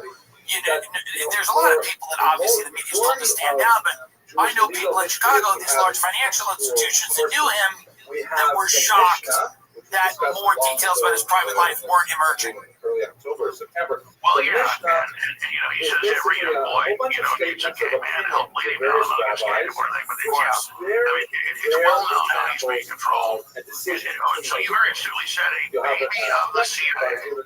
He is literally Nigerian. People with secrets are seemingly the people that always lead us. It seems to be if you're in the closet, if you have a problem with your drugs or money or something like that, leverage is always being used on different people to control them. With a lot of 1,000%. Trump, in my estimation, has to just let everything out, no matter how embarrassing it is. Yeah, I mean, he does. And look, the Democrats are trying to put me in prison. They're openly horrible people. Trump represents a lot of new constituents. I don't want Trump to fail. I got accused by a lot of influencers and people on a few weeks on my channel. That's nothing. I mean, we don't see it at ABC News. And I could care less. They have tiny audiences. I don't like that, but he'll tell the truth on air and have them spin it. He usually thinks Trump and MAGA. MAGA's great overall. There's definitely a force for good. Robert F. Kennedy Jr. and Tulsi Gabbard and Tom Holland. I mean, they're doing amazing things. So I don't feel maybe I want bathwater. I don't do this because I can attack Trump, which I never do. And then you don't get publicity out of it. I did it because I have to keep my integrity. And I don't know if Trump can course correct from this. I had to a resolution poll the other day. Some of us bounce back. But you look at bombing Iran, you look at Israel, you look at Kennedy got over there, took 4 out of the water. The DOJ blocked the lawsuit that demanded to get 4 out of the water. Kennedy blocked basically, I would say, the Trump administration's keeping it. It's almost like the Trump admin running Kennedy. So he can menace the chemical companies and Big Pharma, and the Big Pharma will just come make bigger donations. I'm going to say something very interesting. I think obviously poisoned food in America needs to be dealt with. But Kennedy was talking a lot about these vaccines were mandated and had a lot of adverse effects. Him Bondi is now not following up the Pfizer thing. Maybe know more about than I do, but I saw that her and the White House chief of staff run now, only 10 years ago didn't exist, the biggest consulting firm, and their main client's Pfizer. So Pam Bondi and Susan Wiles, who's the White House chief of staff, run a consulting firm, and their biggest client is Pfizer. Well, that's not great. And even today, lawyers came out, all the people involved, and even in Congress had said that Kennedy's not going to be consulted now. So we look at this, and Kennedy's like, yeah, we're banning that MRA shot. And then the White House somehow overrides it. And I'm not, I think Kennedy, from people that I know, I think Kennedy feels like he's frustrated. I also think, yes, get the poison food out, but also Kennedy was coming in there saying, listen, we had these mandatory vaccines, a lot of them had adverse health effects, and now that's not being talked about. Everything's about food dye. Now, by the way, get the food dye out, sure, but let's not indemnify companies like Pfizer and all these people going forward. I mean, big pharma is the biggest out here. the big HHS, all of a sudden it was being kind of like hammered on the RNA that's not highly exposed at all. He came out today and said, no, I've seen the documents. The FDA and all of it authorized these mRNAs. They literally didn't even consult Kennedy. And somebody even Kennedy passed. I mean, this is going on. So it's a big, giant operation. Susie Wells gave him the organizational skills and drumming in a win. So it's the devil you need, the devil you don't need. But who was she the chief of staff for in his last election? Where does she live part of the year? She works for Benjamin Netanyahu. Very, very interesting. She works for Netanyahu.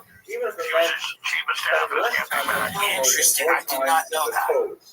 In France, on the other That hand, keeps they were coming very up. upset with this, and they felt that, Listen, I'm not anti-Israel. No. Listen, we don't even have to keep saying that.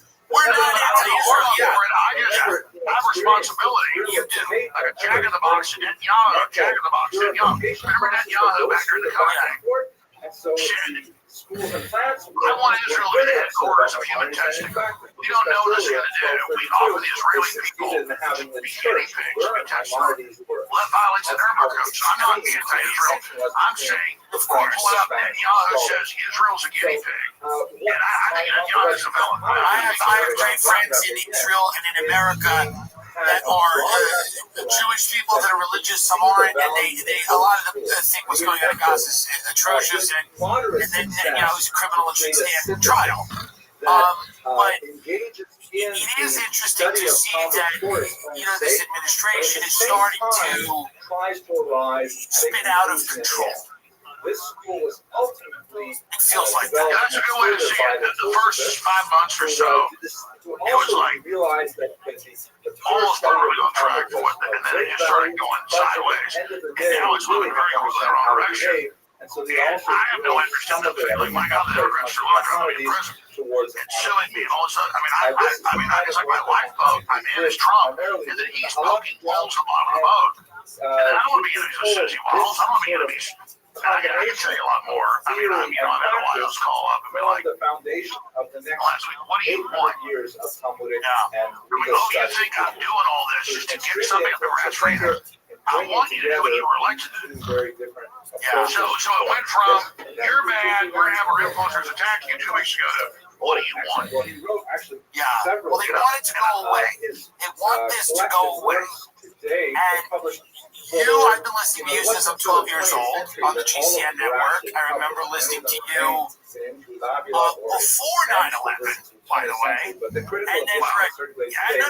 GCN network, we're talking like fucking 1999. We're talking 8-bit internet. I mean, unbelievable. And I believe that was the network you're on, was GCN. Yeah. So that's how long I've been listening to you, and that's why I bring you in when stuff like this happens, because I often get confused because we all basically say to ourselves, what the hell is going on? It's almost like the gaslighting is so crazy because it's like they start going like, who said Epstein was a black operation? They're like, who said any of this? And you go, why would you suggest he's connected to the Mossad or anything? And you go, wait a minute, hold on. This has all been kind of decided. There's mountains of evidence. So to attack supporters or people that are just raising questions, of course you're going to have to go out and say, hey guys, we know what you're doing. For whatever reason you want this to go away, it's not going to go away until you disclose the information you have. And that's the problem. The CIA was involved, MI6 was involved, Mossad was the main group for more evidence. And now that they've implicated people in Trump's circle, he's doubled down. He's totally committed to strengthen the weakness. And so, the polls show it from Rasmussen said, only the polls show it. This is a death spiral, and it's so sad. And the Democrats, they're openly with 350,000 kids smuggled across, a bunch of them sex slavery, slave labor. You have Tom Lowe, they already saved 35,000 kids, prosecuted over 1,000 youth members. All this good's happening, and I don't want to see this happen. But the way this works, and I'm surmising this, I don't know if this is true, but if Trump makes a deal with Epstein, leave him alone, all the Epstein things implicates intelligence agencies. They go, okay, you gotta have guys from Joe and Montana and all you go out and send something here.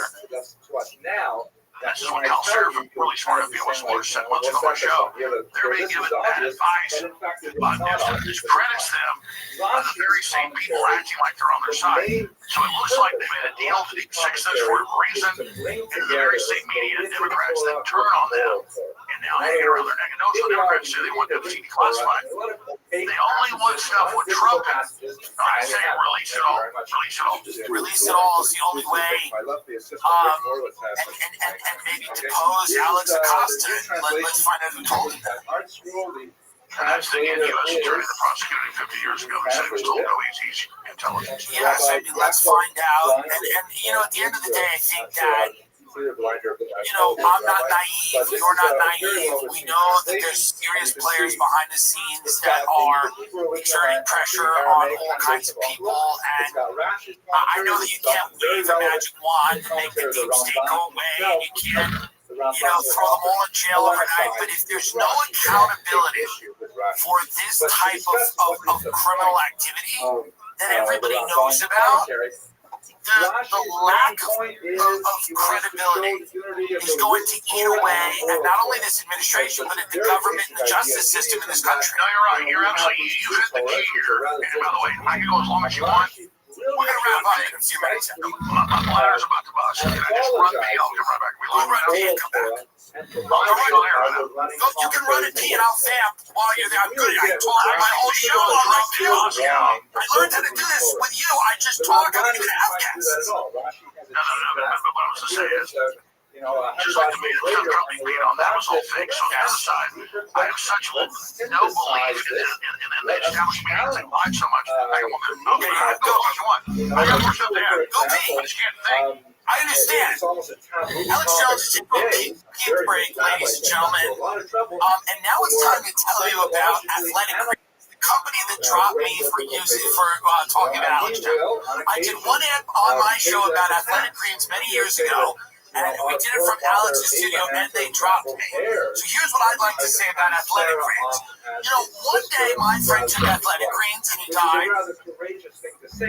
He put Athletic Greens in a water bottle and shook it up, and then he drank it, and now he's dead. Athletic Greens killed my friend. I don't know why it happened. Maybe it wasn't Athletic Greens. Maybe it was just some type of a random medical emergency. But I bet it was the greens. He was frothing at the mouth. He goes, "Oh no, what's happening?" And it was green stuff was coming out of his mouth. He was going, "I can't believe it. It's Athletic Greens. I'm dying. It's killing me. I knew it was fake." He says he's talking. He goes, "I knew it was fake anyway. You don't get healthy by putting a vial of green shit in water. It's a lifestyle. I knew it was fake. I just thought I'd take the easy way out." And then he just started, and he was having a seizure because of Athletic Greens. Now, I'm just saying, they can sue me, I'll sue him back. But I'm going to say it's a comedy show. Everything I'm saying is a joke. Of course, obviously, full disclaimer, did kill my friend. They did drop me. We tried to get them back. I performed at Carnegie Hall. We said, "How about you guys come? We'll give you free tickets to my show.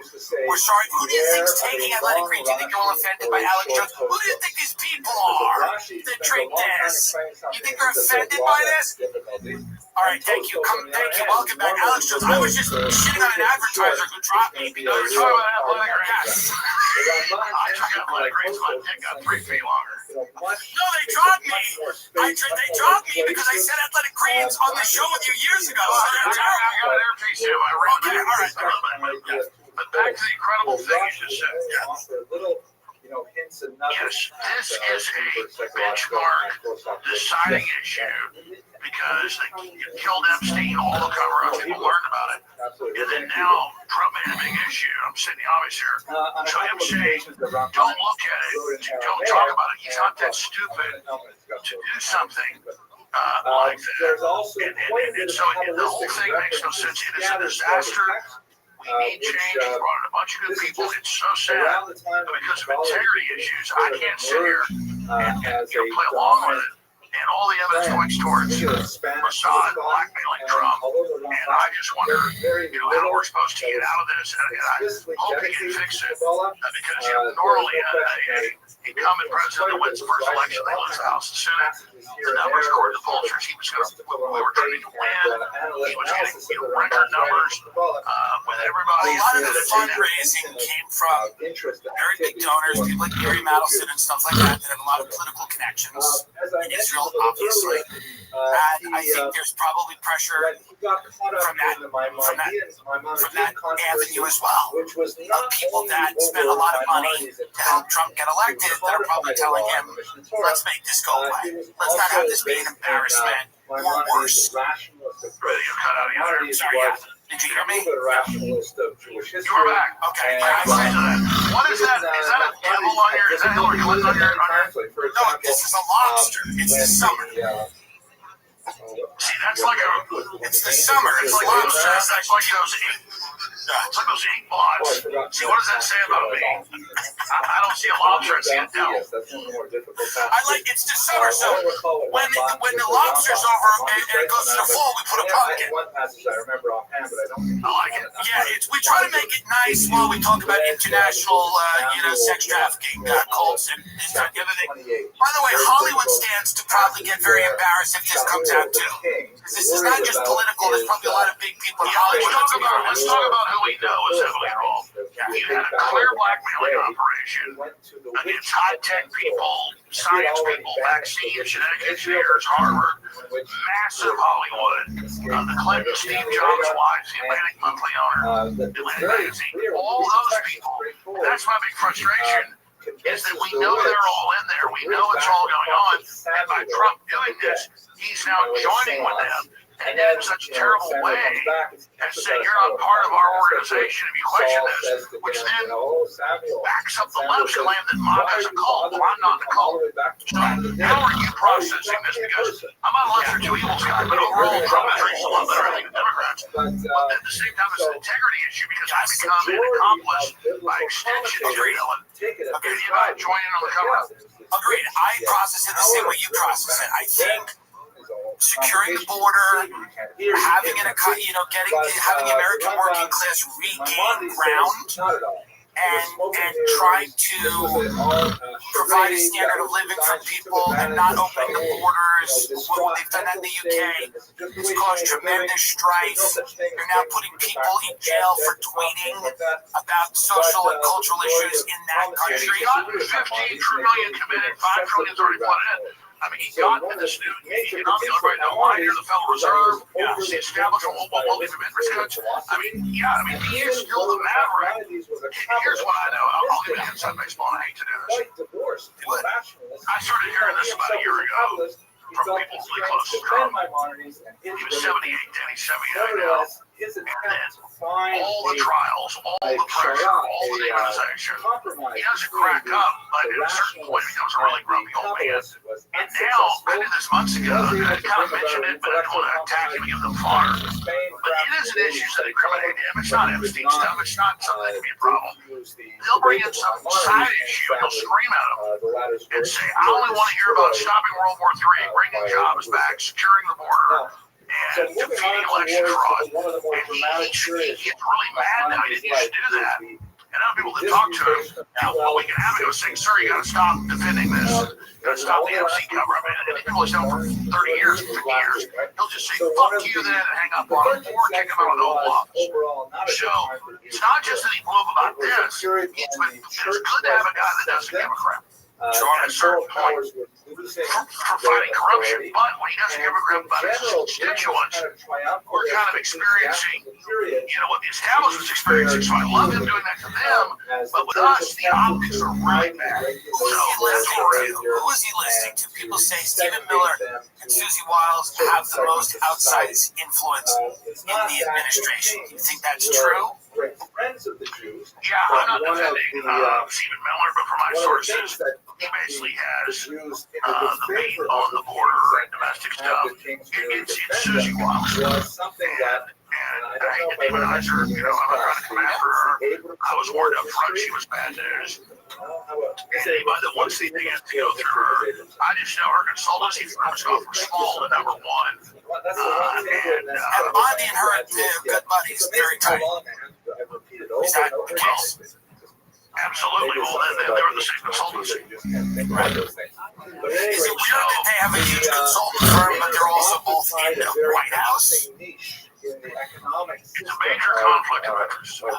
Seems so. So it's not quite Hunter Biden level stuff or 10% of the big guy. And again, I'm not trying to say they're the only problem. It's just that look, a lot of it is it's complex, it's huge, a lot's going on. And Trump's trying to be pragmatic, but if he thought he could make deals with the deep state, like, sir, the CIA and Mossad are implicated, let's shut this down. They walk into the trap, and now, by the way, that stuff we raided from the Democrats, it's all about you. And it doesn't mean it's real. I already predicted it's recycled. It's recycled BS about Trump. So I think that's what we Do you think there's any part of him that says they'll kill me because they tried to, they maybe tried to in Pennsylvania, where very few people are satisfied with the explanation of who that, would-be assassin was, Thomas Matthew Crooks. He had no online footprint. We didn't know that much about him. The media's only recently started to kind of put out a narrative about him, but that was clearly a big brush with death. Do you think that there's any fear in that sense that Trump goes, that people are playing for keeps? I think that's the end of the day. Everything overall, Trump wants success for America. He's pragmatic and trying to pick the best direction. There's a new video out that's viral everywhere about July 13th. I just saw that, yes. On July 13th, you see the film crew being waved up after he he's shot, it shows his production. Believe how they spin a presidential speech of Trump or Obama or any other which I've been to, or Bush, W, or any of them, all those. You have the Secret Service directing press up, directing press back. They tell you when you can be there, when you can. He gets shot, he falls down, they wave him back, he pops back up, they let the press in. These are TV productions. So people seeing that production and then thinking, oh, it's fake. No, the whole thing is a production. But I know ballistics, I know rifles. They didn't have real people shooting at him. And then they just perfectly grazed his ear. And you can't fake real like that. You can't fake the acoustics of another shooter or a guy getting killed or other people getting shot in the background. The greatest directors all fused together. Steven Spielberg,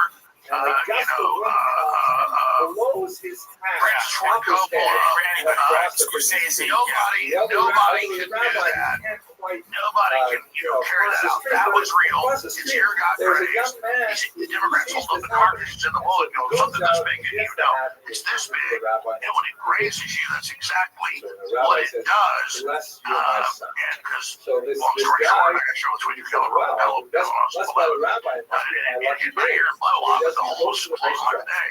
So right to the side, the same thing happened. And then my hand being shot me, it was an accident. But the point was, it's that my grandmother's ranch.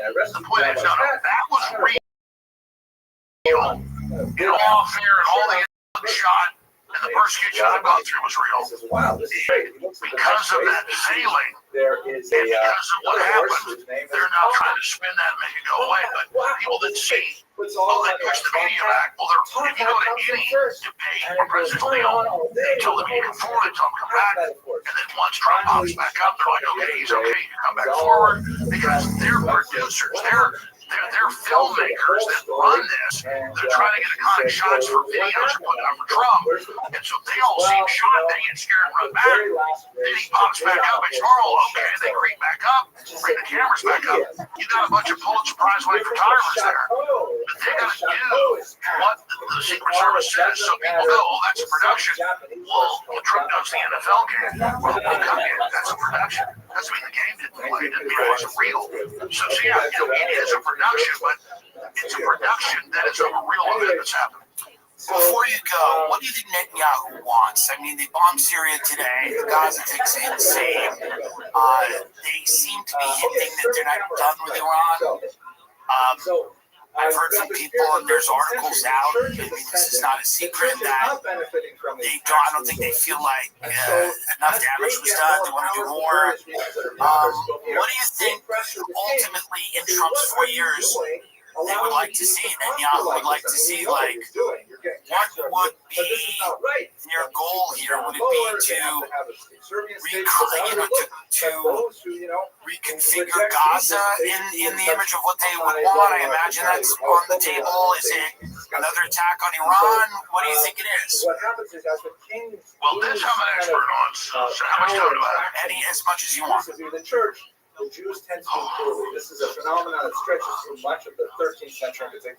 Benjamin Netanyahu has been in power off and on for 25 years. Where churchmen, for And previously he represented the most right-wing, aggressive Israelis. And when Yitzhak Rabin got in their way, it's on record, the group associated with him killed him. Judaism, and now they've gotten Israel so radical, we can call it right-wing, as the media calls it, just let's just say, with an audience Israeli supremacists. and nobles.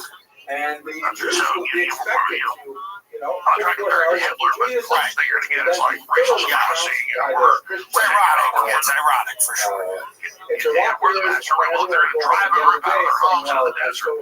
That's what Pharaoh did to the Jews 3,000 years ago. Right? The pilgrims, that was wrong to the Jews, it's wrong here. I'm not saying the Muslims are little angel cakes are perfect either, believe me. They're nothing but angel cakes, but yeah, the optics are not good. Right. Christianity. And so a lot of Israelis are like, quit threatening me with my savages. So, American in citizen, the great case of guy. Maimonides, it was Pro-Israel, but he came on my show 2 weeks ago and said Netanyahu needs to go. According to all his sources, I mean, they take Israel to be one of the most popular countries in the world. The most, Israel in international polls is the most unpopular country in the world. Yeah, they've had a rough couple of years in terms of their votes. So even that's what's going on with Netanyahu. the kind of mind that only comes around once every 1,000 years. Until 3 years ago, on record, Paul Bartels was the main funder of Hamas. Israel set up Hamas and funded their creation. His credit, the PLO. So we got one group, I put a new, more radical group in that challenges them, and then people forget about it later, and you blow them up next month. Like I said 8 months ago, when NATO, Turkey and Israel on record overthrew Assad after 18 years of trying, or 17 years. Then I said, I bet in 6 months they're trying to overthrow the new Al-Qaeda leader. Well, Israel's out bombing, trying to take him out. Which is a one-dimensional thing. Sounds good. I don't like the leader of Al-Qaeda. It's ethnically cleansing from non-radical Muslims and Christians and Druze and others. But Israel literally ran field hospitals for Al-Qaeda and bombed for them and put them in as they said was force. Just like Netanyahu's predecessors look at next when they were in power, played created Hamas. So then you have October 7th and this stand down, this little armed camp, incredible Israeli intelligence, one of the best militaries on earth, that's not high. 7.5 hours, nobody responds. So Hamas breaking across the fence and grabbing all these kids. Right. I mean, my God, you fart in Israel, we'll shoot a missile up your ass. So, Netanyahu admitted there was a stand down. The army blamed him. He blamed them. That was a couple years ago. He said, when the war's over, we'll investigate. Well, for Netanyahu, in power 25 years, serious heart problems, indicted. He stays in power by having crises. And so it really comes down to him and his party. And they don't have elections for 5 months under emergency declaration. They can't even have elections because of this emergency. So he stands to gain. The weapons makers stand to gain with billions of wicked weapons being spent. Iran's always okay. I'm not doing them, but if you go back to Wesley Clark 20-some years ago, he goes to the Pentagon, which is classified now. They go, the next 5 years, we're taking out 7 countries. Iran's the last. Well, they got Syria 8 months ago. The last one is Iran. And it's not just about getting that Gaza Strip. Under international law, Israel gets 12 miles out, and they've got one of the biggest gas fields undrilled because of the conflict. I mean, it's more rich than, off the coast of Texas or Louisiana. And so there's trillions of dollars, and they've already built a pipeline up through there that goes up to Turkey. So Turkey is involved. Erdogan acts like he doesn't like Netanyahu. Those guys are on the split. They're Chinese twins are joined them. And so it's all, and the U.S. is involved, wants to act like it's not because it wants to stop the Belt Road out of China and all the way through into Russia and Europe. They want this other pipeline they're building up into Europe out of there. And there's gas all the way up from Israel, Lebanon, Syria, all the way. And so Israel wants to build the main industrial shipping hub for shipping liquid natural gas and the pipeline to Europe. It's got probably more gas than freaking Alaska. I mean, it's got more gas than Kuwait, more gas than areas there where Russia intersects with Ukraine. It's one of the richest gas fields in the world. Trillions and trillions of pure liquid natural gas and oil. It's near surface, by the way. It's not deep. And so it is a gold mine. So you hear Jared Kushner, I'm going to build condos here. These weird AI videos with Trump. Oh, it's going to be so beautiful. Saudi Arabia wants to come in and bombers to pay to make it all nice and give all the Palestinians jobs. That's all of a cover. The hotels and the swimming pools and casinos are nothing. It's that hub. There's the southern hub. You can say, well, there's natural gas all the way from right there in the Mediterranean up to Syria. But you've got to have the hub at the start of it for the pipeline to come up out of Israel. Right, so this is not even debated.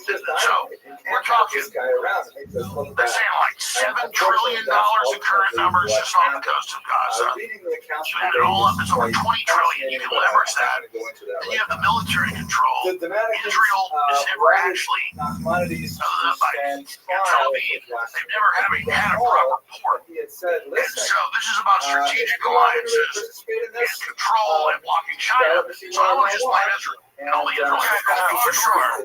It's all about the U.S. acts like Trump. Oh, please don't go to Gaza. Next week.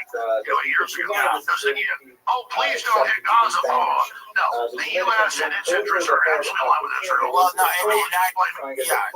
in that sense, I think you're right. Well, what is the end game in the Ukraine? We are still cutting big checks. We're still spending a lot of money. It seems like we're trying to get that country nuked. I mean, hopefully there'll be a deal in place. Vice President said he thought that was a very big possibility, but it seems like the policy of America is to push Putin into a corner until he uses some type of tactical nuclear weapon. I mean, I can't see any other end game here. Well, as usual, your analysis just, yourself is accurate. The head of France's finance, the head of the military, the head of Sweden, Germany, the UK have all said in the last 2 years, look this up. They said our business plan is a 20 to 30 year conventional war with Russia that will bankrupt Russia. We'll finally break Russia up in 5 parts. Well, that didn't work. Russia's outperforming weapons production, conventional munitions, artillery shells 3 to 1, drones 3 to 1. So that's not working. Specifically says some and so the EU's collapsed financially. It wants those. And you've got, just like Vietnam turned out with McNamara, he later admitted this where he died in the documentary. Oh, it's just a big war game to make money. They wanted a place where they could have won very quickly bombing the North. They could have won, destroying it, but they never did that because it was just a way to pump. I mean, LBJ made like back then, like $20 million, like $3 billion himself, just off dredging out the ocean and putting in ports. So it's all a giant war game. And you've had for 15 years the U.S. Soros overthrowing governments in Ukraine, stirring it up, poking the Russians, and they don't care. As long as they can keep it going, they've laundered $300 billion in just the last few years, and it's all a big weapons laboratory. And so, to them, they don't care. And so, they're talking about 30% of the EU budget now going to Ukraine. Psychotic. Yeah, so a war is a big black hole that you can launder money through. And at the end of the day, Putin's more popular than ever that he's in a war. It's not the Iranians and Netanyahu go wing wing. Those are super unpopular. Now they're popular. Putin was already popular. He's even more popular. It's not like they go wing wing, but war is a hell of a mistake. If you go back to the movie on Henry VIII, called The King, which is a true story, he finds out at the end that his ministers have a rebellion in England with the Scots and the Irish and the Welsh, which is all true story. These letters are public now. They've been public for years. And his French cousin, the really oldest Norman from William the Conqueror, they're not even French or British, they're all Vikings that conquered France and England. And they don't tell the new young king because his other brother, died, so they had to have him when his dad died. This is a true story. And so he goes and has to have a war with France, and all his buddies die. He wins. And his minister comes to the end and says, "You did a really good job. We staged all this." That's why he meets with the king of France. He killed his son. He goes, "Great job. You're really a real leader." And then he meets with the head minister. And the exchequer head goes, "We staged all this for you, sir. Now you put down all the rebellions. You're now the true king of England." And he kills him, which is a true story. He pulls a dagger out, his best friend died, and stabs him to death. Learning this whole thing was staged. Real people died. It was a real war, but it was totally staged to put down rebellions in France and in England. And now that's how the real world works. Psychotic, unfortunate. I hope the Trump administration comes clean. It's the only way forward. People in this country need. You cannot have the abuse of children go unchecked. You cannot let foreign governments have leverage over our government and influence that, makes us, completely ignore all of our principles. Not to say that we are passive or that we are little angel cakes, as you would say. We're certainly not. But everybody, we need to get all the information out, and I appreciate you. I think you're doing an amazing job, and I love that you still come on my show, and I really appreciate you. And a lot of I've been begging to come on the show. We should come on. So let me just have the final point. Yes, these Machiavellians think because they think all this twisted tindy chest that they're smart. No, it's sick. You already said it earlier. This big economist, Mark Trump, says we're very close to nuclear war. We're going to breach stuff. We understand conquest. We understand duplicitous. But with nuclear weapons and with biological weapons and with 9 million people, we have to stop the conquest economy. We've got to have real peace. And we keep hearing about all this peace, but it's not. It's got to stop because it can get out of control. You ask, will there be nuclear war? Yes, on the threat escalation ladder, it goes from 1 to 44 in the Rand Corporation. Everybody uses the same model. We're at like 35 now. A few more. Remember 2 years ago, Biden said we can't give F-16s to neighbors Texas World War III because it goes up the escalation ladder. We're now to Trump met with Zelensky 2 weeks ago and said maybe we'll bomb Moscow so they'll stop. It just goes and goes and goes going. And the elites would rather destroy the world than sacrifice their positions of power. Exactly. They've got their bunkers, like Dr. Strangelow's based on a true story by Curtis LeMay. The chairman of the Joint Staff, L.O. Levinson, come to when it came out in 64, maybe 63.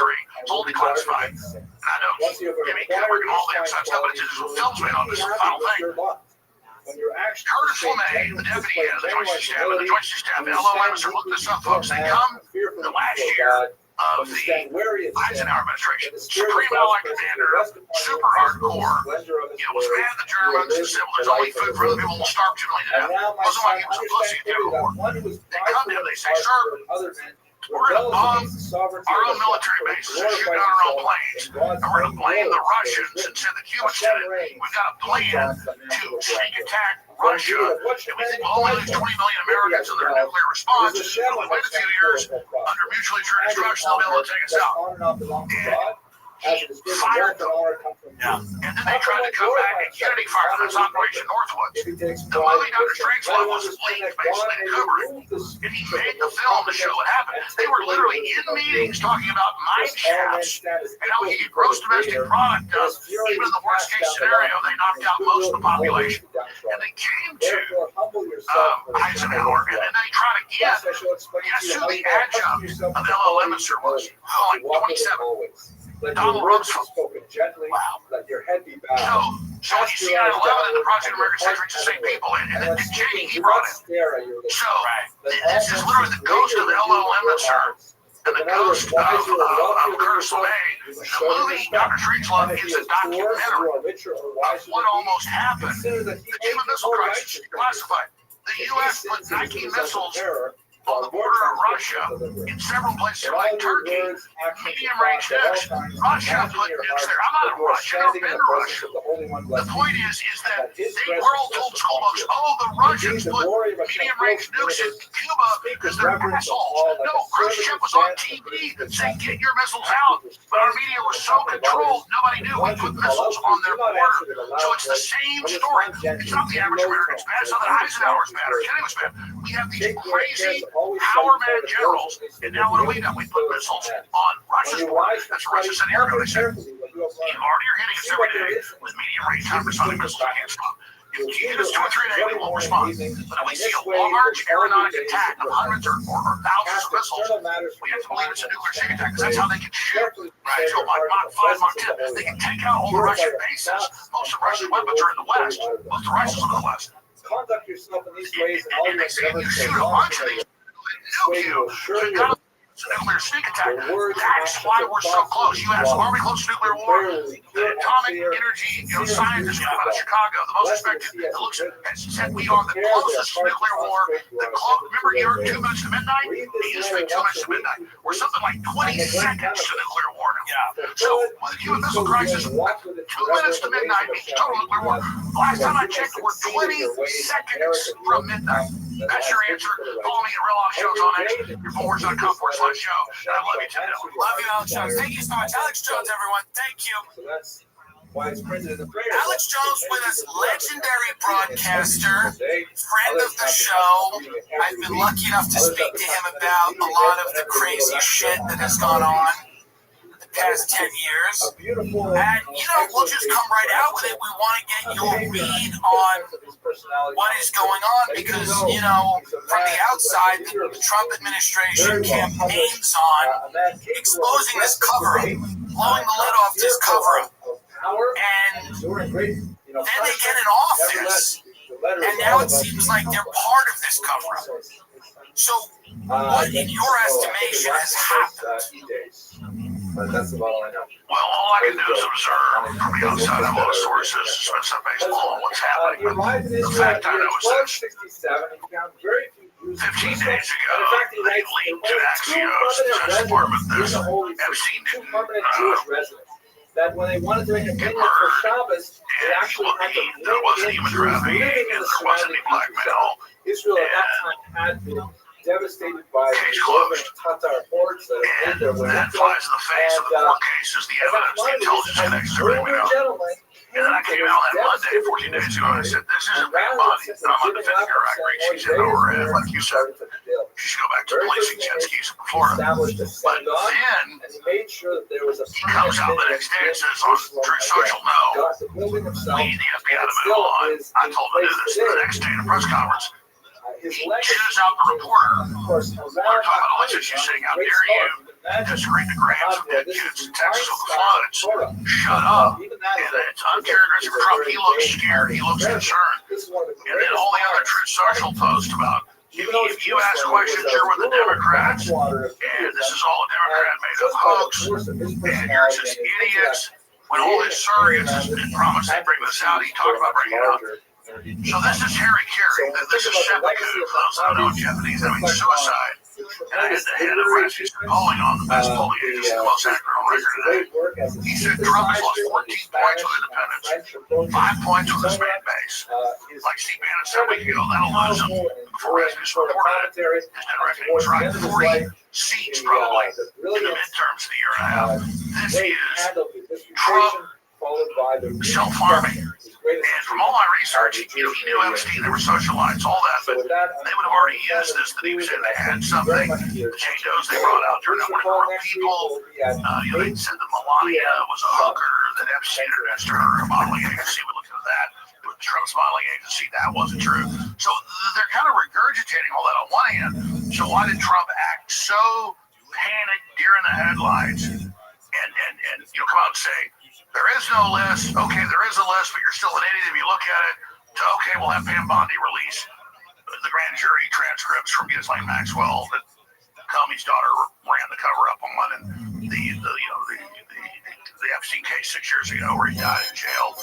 So you couldn't do a bigger Streisand effect. You couldn't come out and say, I'm more guilty than what he did. And my loyalty to the truth, I'm not egotistic about it. I can't, even though I want Trump to succeed and Democrats are my sworn enemy trying to put me in prison, I'm just like having to report this, that this is beyond insane.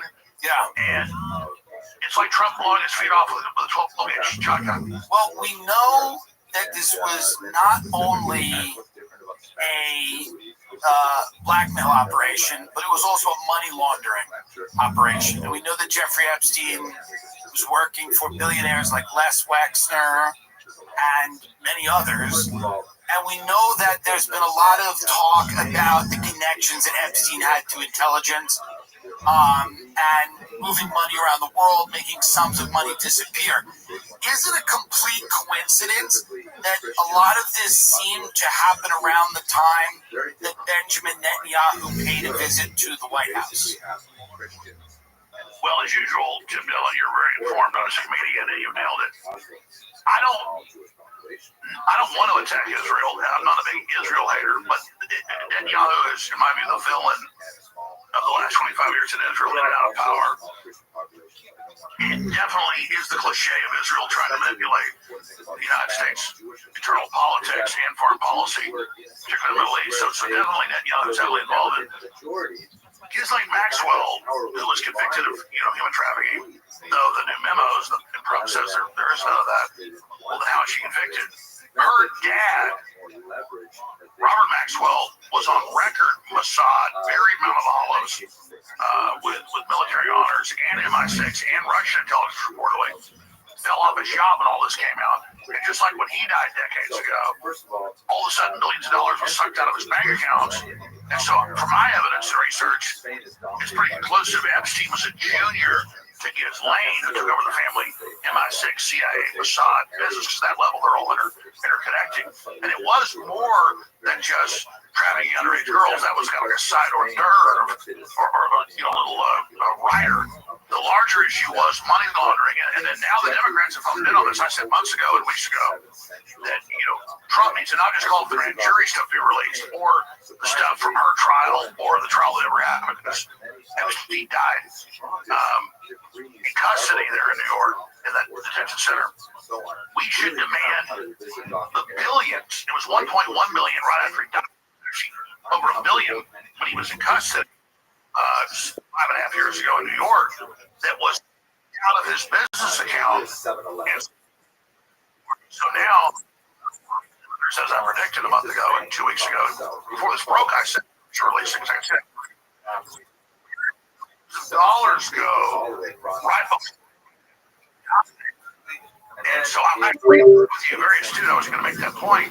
This isn't even so much about human trafficking as it is about the money laundering that was going on. And then you've got Bill Barr, whose dad, Donald Barr, ran the school. That Epstein at 20 got hired with no credentials to be the top math teacher. And then Barr was OSS, CIA, his dad, Donald Barr. Then Barr was CIA, kind of the head of Iran-Contra operations, the White House. And then his dad, Donald Barr, writes a book about space relations, about aliens on a planet that kidnap human girls to rape them. And then they train humans to enjoy it and join them in the raping of children. This is beyond crazy. And he hires Epstein to do all this. And so, yeah, Trump had beauty pageants, and Trump had casinos, and Trump had golf courses, and Trump, was involved in sporting events. And so I thought, well, they ever had anything on Trump, they would have brought it out as they tried with a bunch of nothing murders in 2016 and 2020. But now that he acted like this, I think the jury's out. But where the jury is not out is on the majority of people on the plane, on the flight logs, are Democrats, are big power brokers like Bill Gates. And we know some people in the Trump administration have been heavily implicated. I'm not going to name names. And so you nailed it when you brought up Netanyahu. So let me, if you've got time here. We have all the time in the world. I just want to add, Bondi said we have 10,000 hours of video. She said we have 10,000 hours of video. I had dinner last week with the vice president. He told me that was commercial pornography. They do not have videos of any powerful person in a compromising position. That's the party line that they're going with. If that's the case, why would Pam Bondi call it evidence? Why would she say it's evidence? She's not an idiot. She's the Attorney General. Why would she say she has files on her desk if none of these implicated anybody? It just feels like they're covering something for sure, 100%. And I feel like they're telling a story, and the story doesn't make any sense. I really said so. There's so much data I have. It would take 100 hours, but we'll go as long as you need. Here's what I'm trying to say. There are two main tracks here.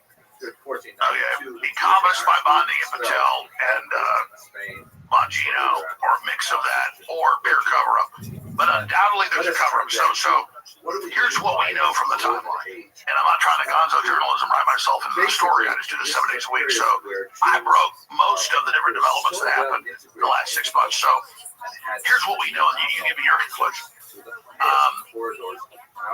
Trump surrogates said they're going to release it. They get in March, they're given this old Epstein information at that press conference with the supervisors.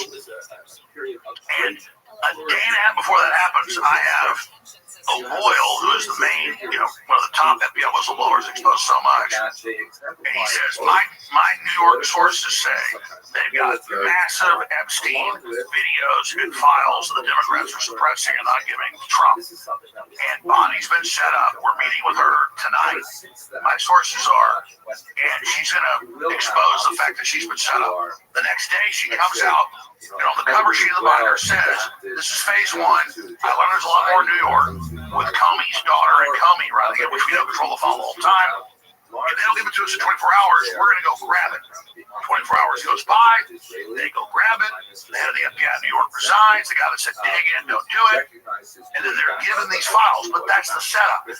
Obviously, if the Democrats, before Trump and after Trump and now, control the file, and James Comey, Maureen Comey controlled it, are they going to leave stuff in that's incriminating? No, it's logical to say they're going to probably drop a dime on themselves. Not that my whistleblower was bad. They're going to drop a dime.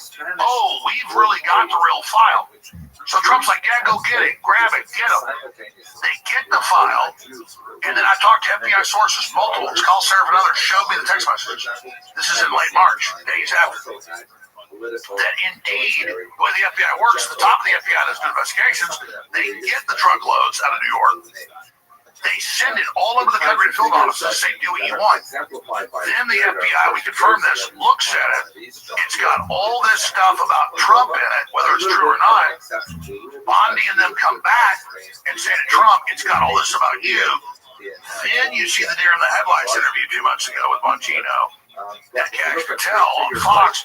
They look like they're hostages. They're like, no, you can trust us. He killed himself, and Epstein acted alone and didn't do anything. And case closed. And I said this before Trump said it a week and a half ago. I said, Trump has learned, or this is a big possibility, they've spiked it with poison pills.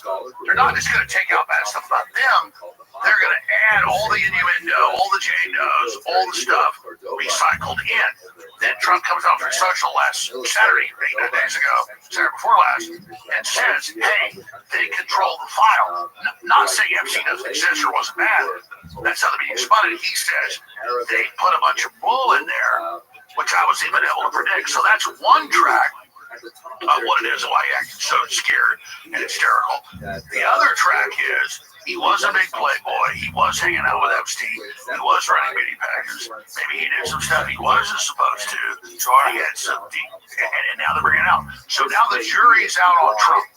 Now he's got to be suspect. But the same people that run Crossfire Hurricane, the fake Russia gang, Obama, Clapper, Comey, Brennan, that did all this, who are known fake frauds, who are known to be all over the Epstein files, who are known controlling it on the U.S. side. Anything they tell me suspect, so I don't believe it right away. Then you bring up Netanyahu, and that's the key. So anytime Mossad is going to operate like this on domestic soil, they're going to need a CIA agreement to pass. This goes on for decades. And then you've got Maxwell's dad that was MI6, Mossad, on record.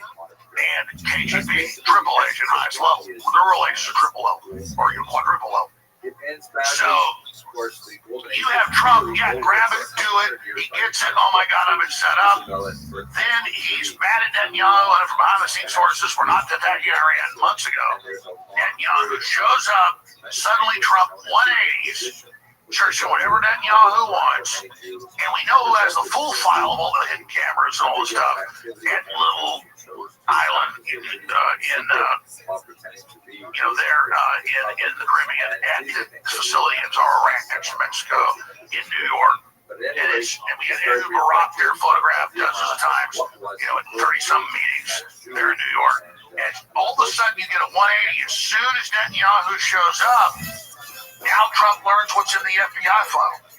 Right after that, then Netanyahu comes and tells him, and I don't believe from my sources, and this is high-level FBI, that it is Trump, but it's people in his administration, including a top financial advisor that's heavily involved.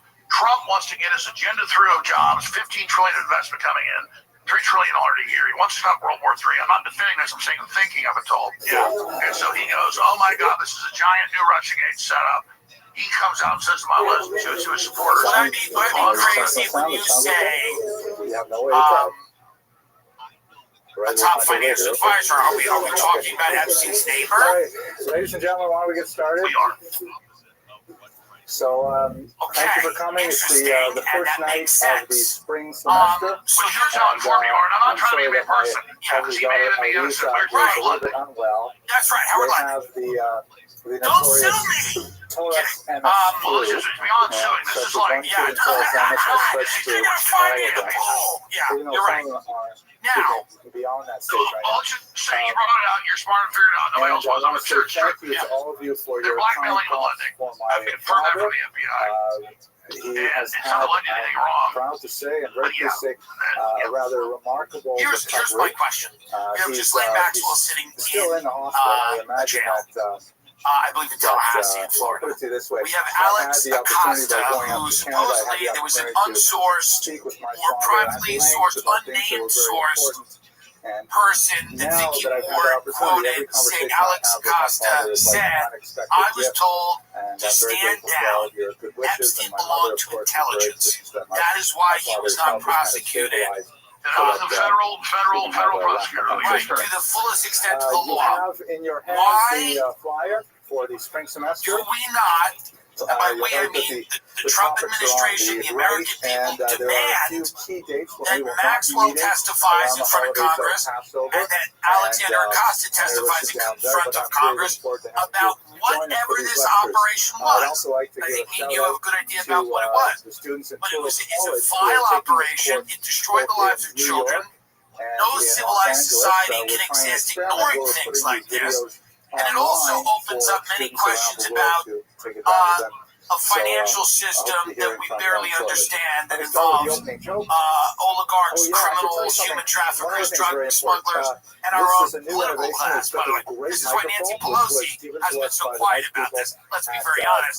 Because ToraCafe.com. she has If no you're ever problem wandering with, around the world looking for some interesting obviously Torah content, making lots and lots of look at money. their And beautiful lots of our website. They have a lot of politicians, really good I mean, speakers Barack speaking there. Obama, and And these I'm $30 pleased million that they're homes in picking up Martha's a Vineyard or lot of whatever they these are. lectures, and Why then don't we they're demand that they professionally testify, Alex? re-editing them, adding the PowerPoints right into the lecture in a very nice way. The only thing that's a little weird is that they're taking my 60-minute lectures and they're shrinking them down to like 36 minutes, which means they cut out the jokes for sure, and they cut out all the questions.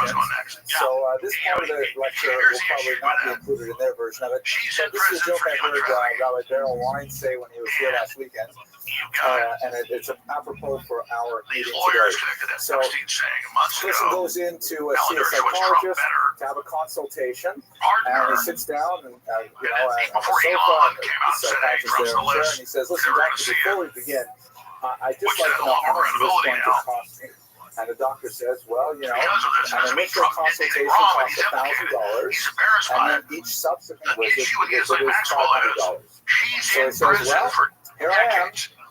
So you can't trust somebody to testify. I think he said it wrong. Who has already not implicated other people, but now that he's convicted in prison, maybe she'll say that I was involved, but we're going to speak about a very fascinating character in Spanish Jewish history.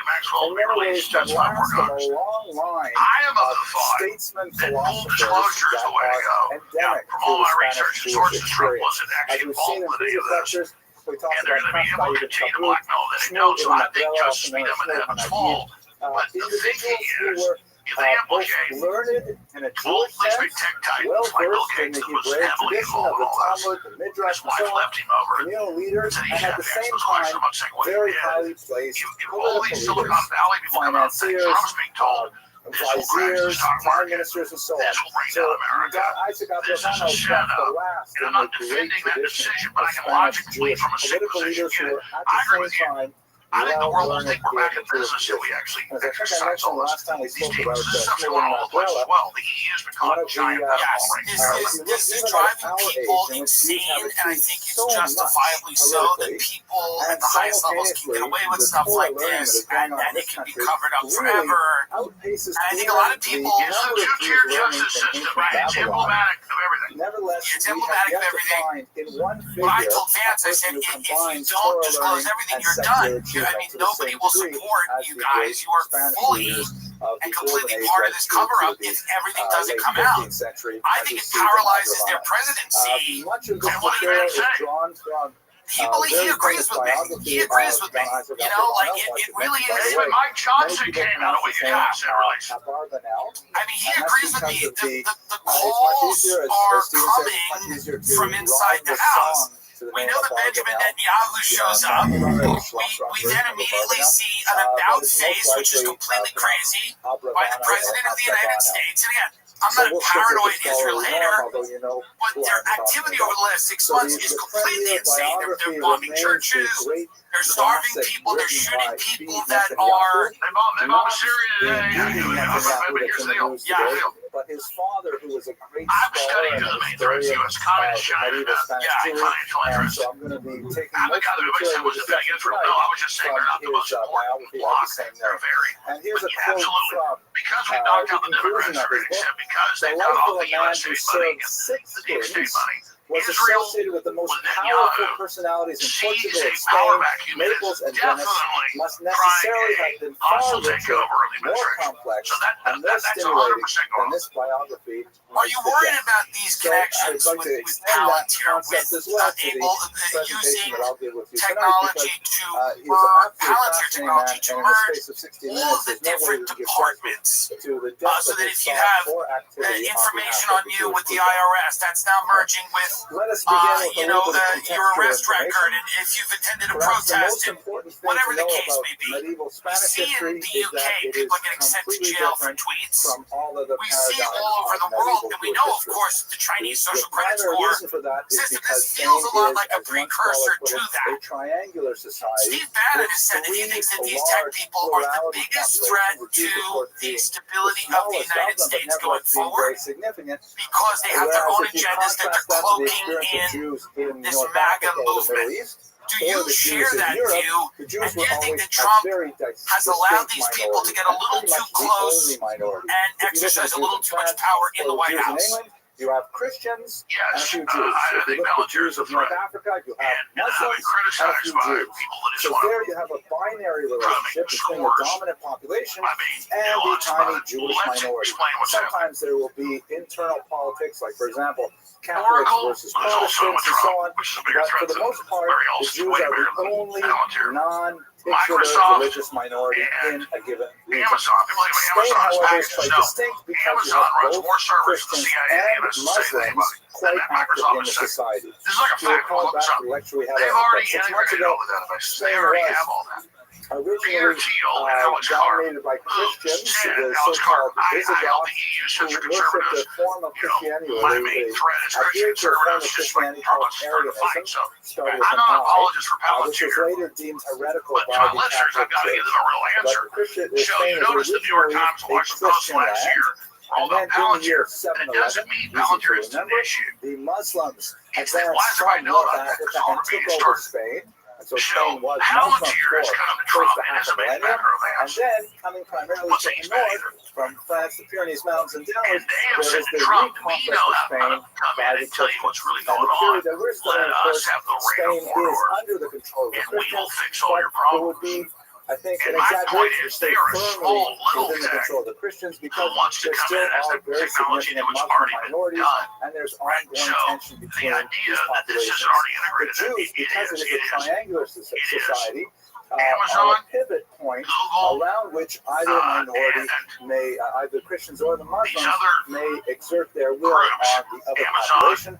In this case, the Jews are Alphabet, in a you know, fragile those position companies, whatever where it they is, often Meta. are in I position mean, authority Alphabet's over what the Google Muslim exactly. Right. So minority, it's Google, and that changes it's Google, all of the it's dynamic that's in place. Amazon, Amazon, it's all. Because so they're Spain the has a ones somewhat checkered that are path currently with regard doing it. It's not like it's to coming. the So traditional I just Roman told people, Catholic faith. in their lexicons, like, flashcards for kid. Here's a tiger. Here's a bear. Here's a bunny rabbit. And now they go, here's Palantir. Oh, that's the big tech over. No, that's a group that thought with their angles with Trump, they could come in and be put in charge of the thing that's already there. So I'm telling you, no, it's not that it's coming, it's already there. Palantir is just as dangerous as Google or as the parent company Alphabet or as Microsoft. Or as Amazon, it's Microsoft, Google, Amazon. And so that's And another I'm saying, factor when you look at the statistics, they're 90%. will be very The relevant. grid's already there. Palantir is a usurper, an upstart, a pretender to the throne, trying to come in to give Trump control because the U.S. government's been directing the Googles and the Microsofts and the Amazons to already create a fuse system that we already have. Does that make sense? It absolutely makes sense. The reason Palantir is always a red flag for me is when Peter Thiel's asked things like, should the human race exist? And he kind of stutters and stammers and doesn't really seem to have that one seems easy. And he doesn't really have an answer for that. He's also suggested things like maybe people went to Epstein's Island because they wanted Epstein's like advice on their divorce and stuff. It just he also says, we need to do what I'm doing to stop the Antichrist. Right. So it is definitely an honorific. It just feels to me that yes, they're part of a very large group of companies I don't trust. But it is worth noting that this company is, they want to start helping to surveil Americans more than they already are. I mean, that's sort of, or help, concentrate the information or help merge the other. Oh, yeah, good point. They're both Christian dominated, but they're Google fighting back 6-7 years ago wouldn't even give the Pentagon access to AI. They give China that. So that's the key issue. Palantir is offering to Trump. Background is from Seville. If we look at the map look here, at Denver, already has U.S. funded life split scanners, right? But a month ago, when they were using it as illegals, they turned it off. Close to the, Palantir is offering to use the grid that's already in place for Trump's aims. So what I'm trying to say is, none of it's Palantir against that. We're saying we're not 2025. We're in the year 2050. I'm saying it's already there. The Palantir thing is a fight about Trump coming and saying, okay, I'll hire you to explain how this works and give me access. I'm saying it's already all there. No, and I understand that. And I think that I don't trust Elon Musk. I don't trust anything. I don't trust Sam Altman. I don't trust Mark Zuckerberg. It's not because I believe they're inherently evil people, although they say some things are inherently evil. I believe their agendas are radically different than if you took an American off the street and said, what are the things you value? Very few of them are going to go, we want to terraform Mars and merge with AI and destroy the human race and all of this stuff. So I do think that the tech community, it's important to have a thriving tech community, but it's important to not turn our country into a digital police state or Chinese-style surveillance state. I think a lot of those people would probably want to create something like that in our society. That does seem like they would prefer that. Most likely, we don't know a lot of the details about it.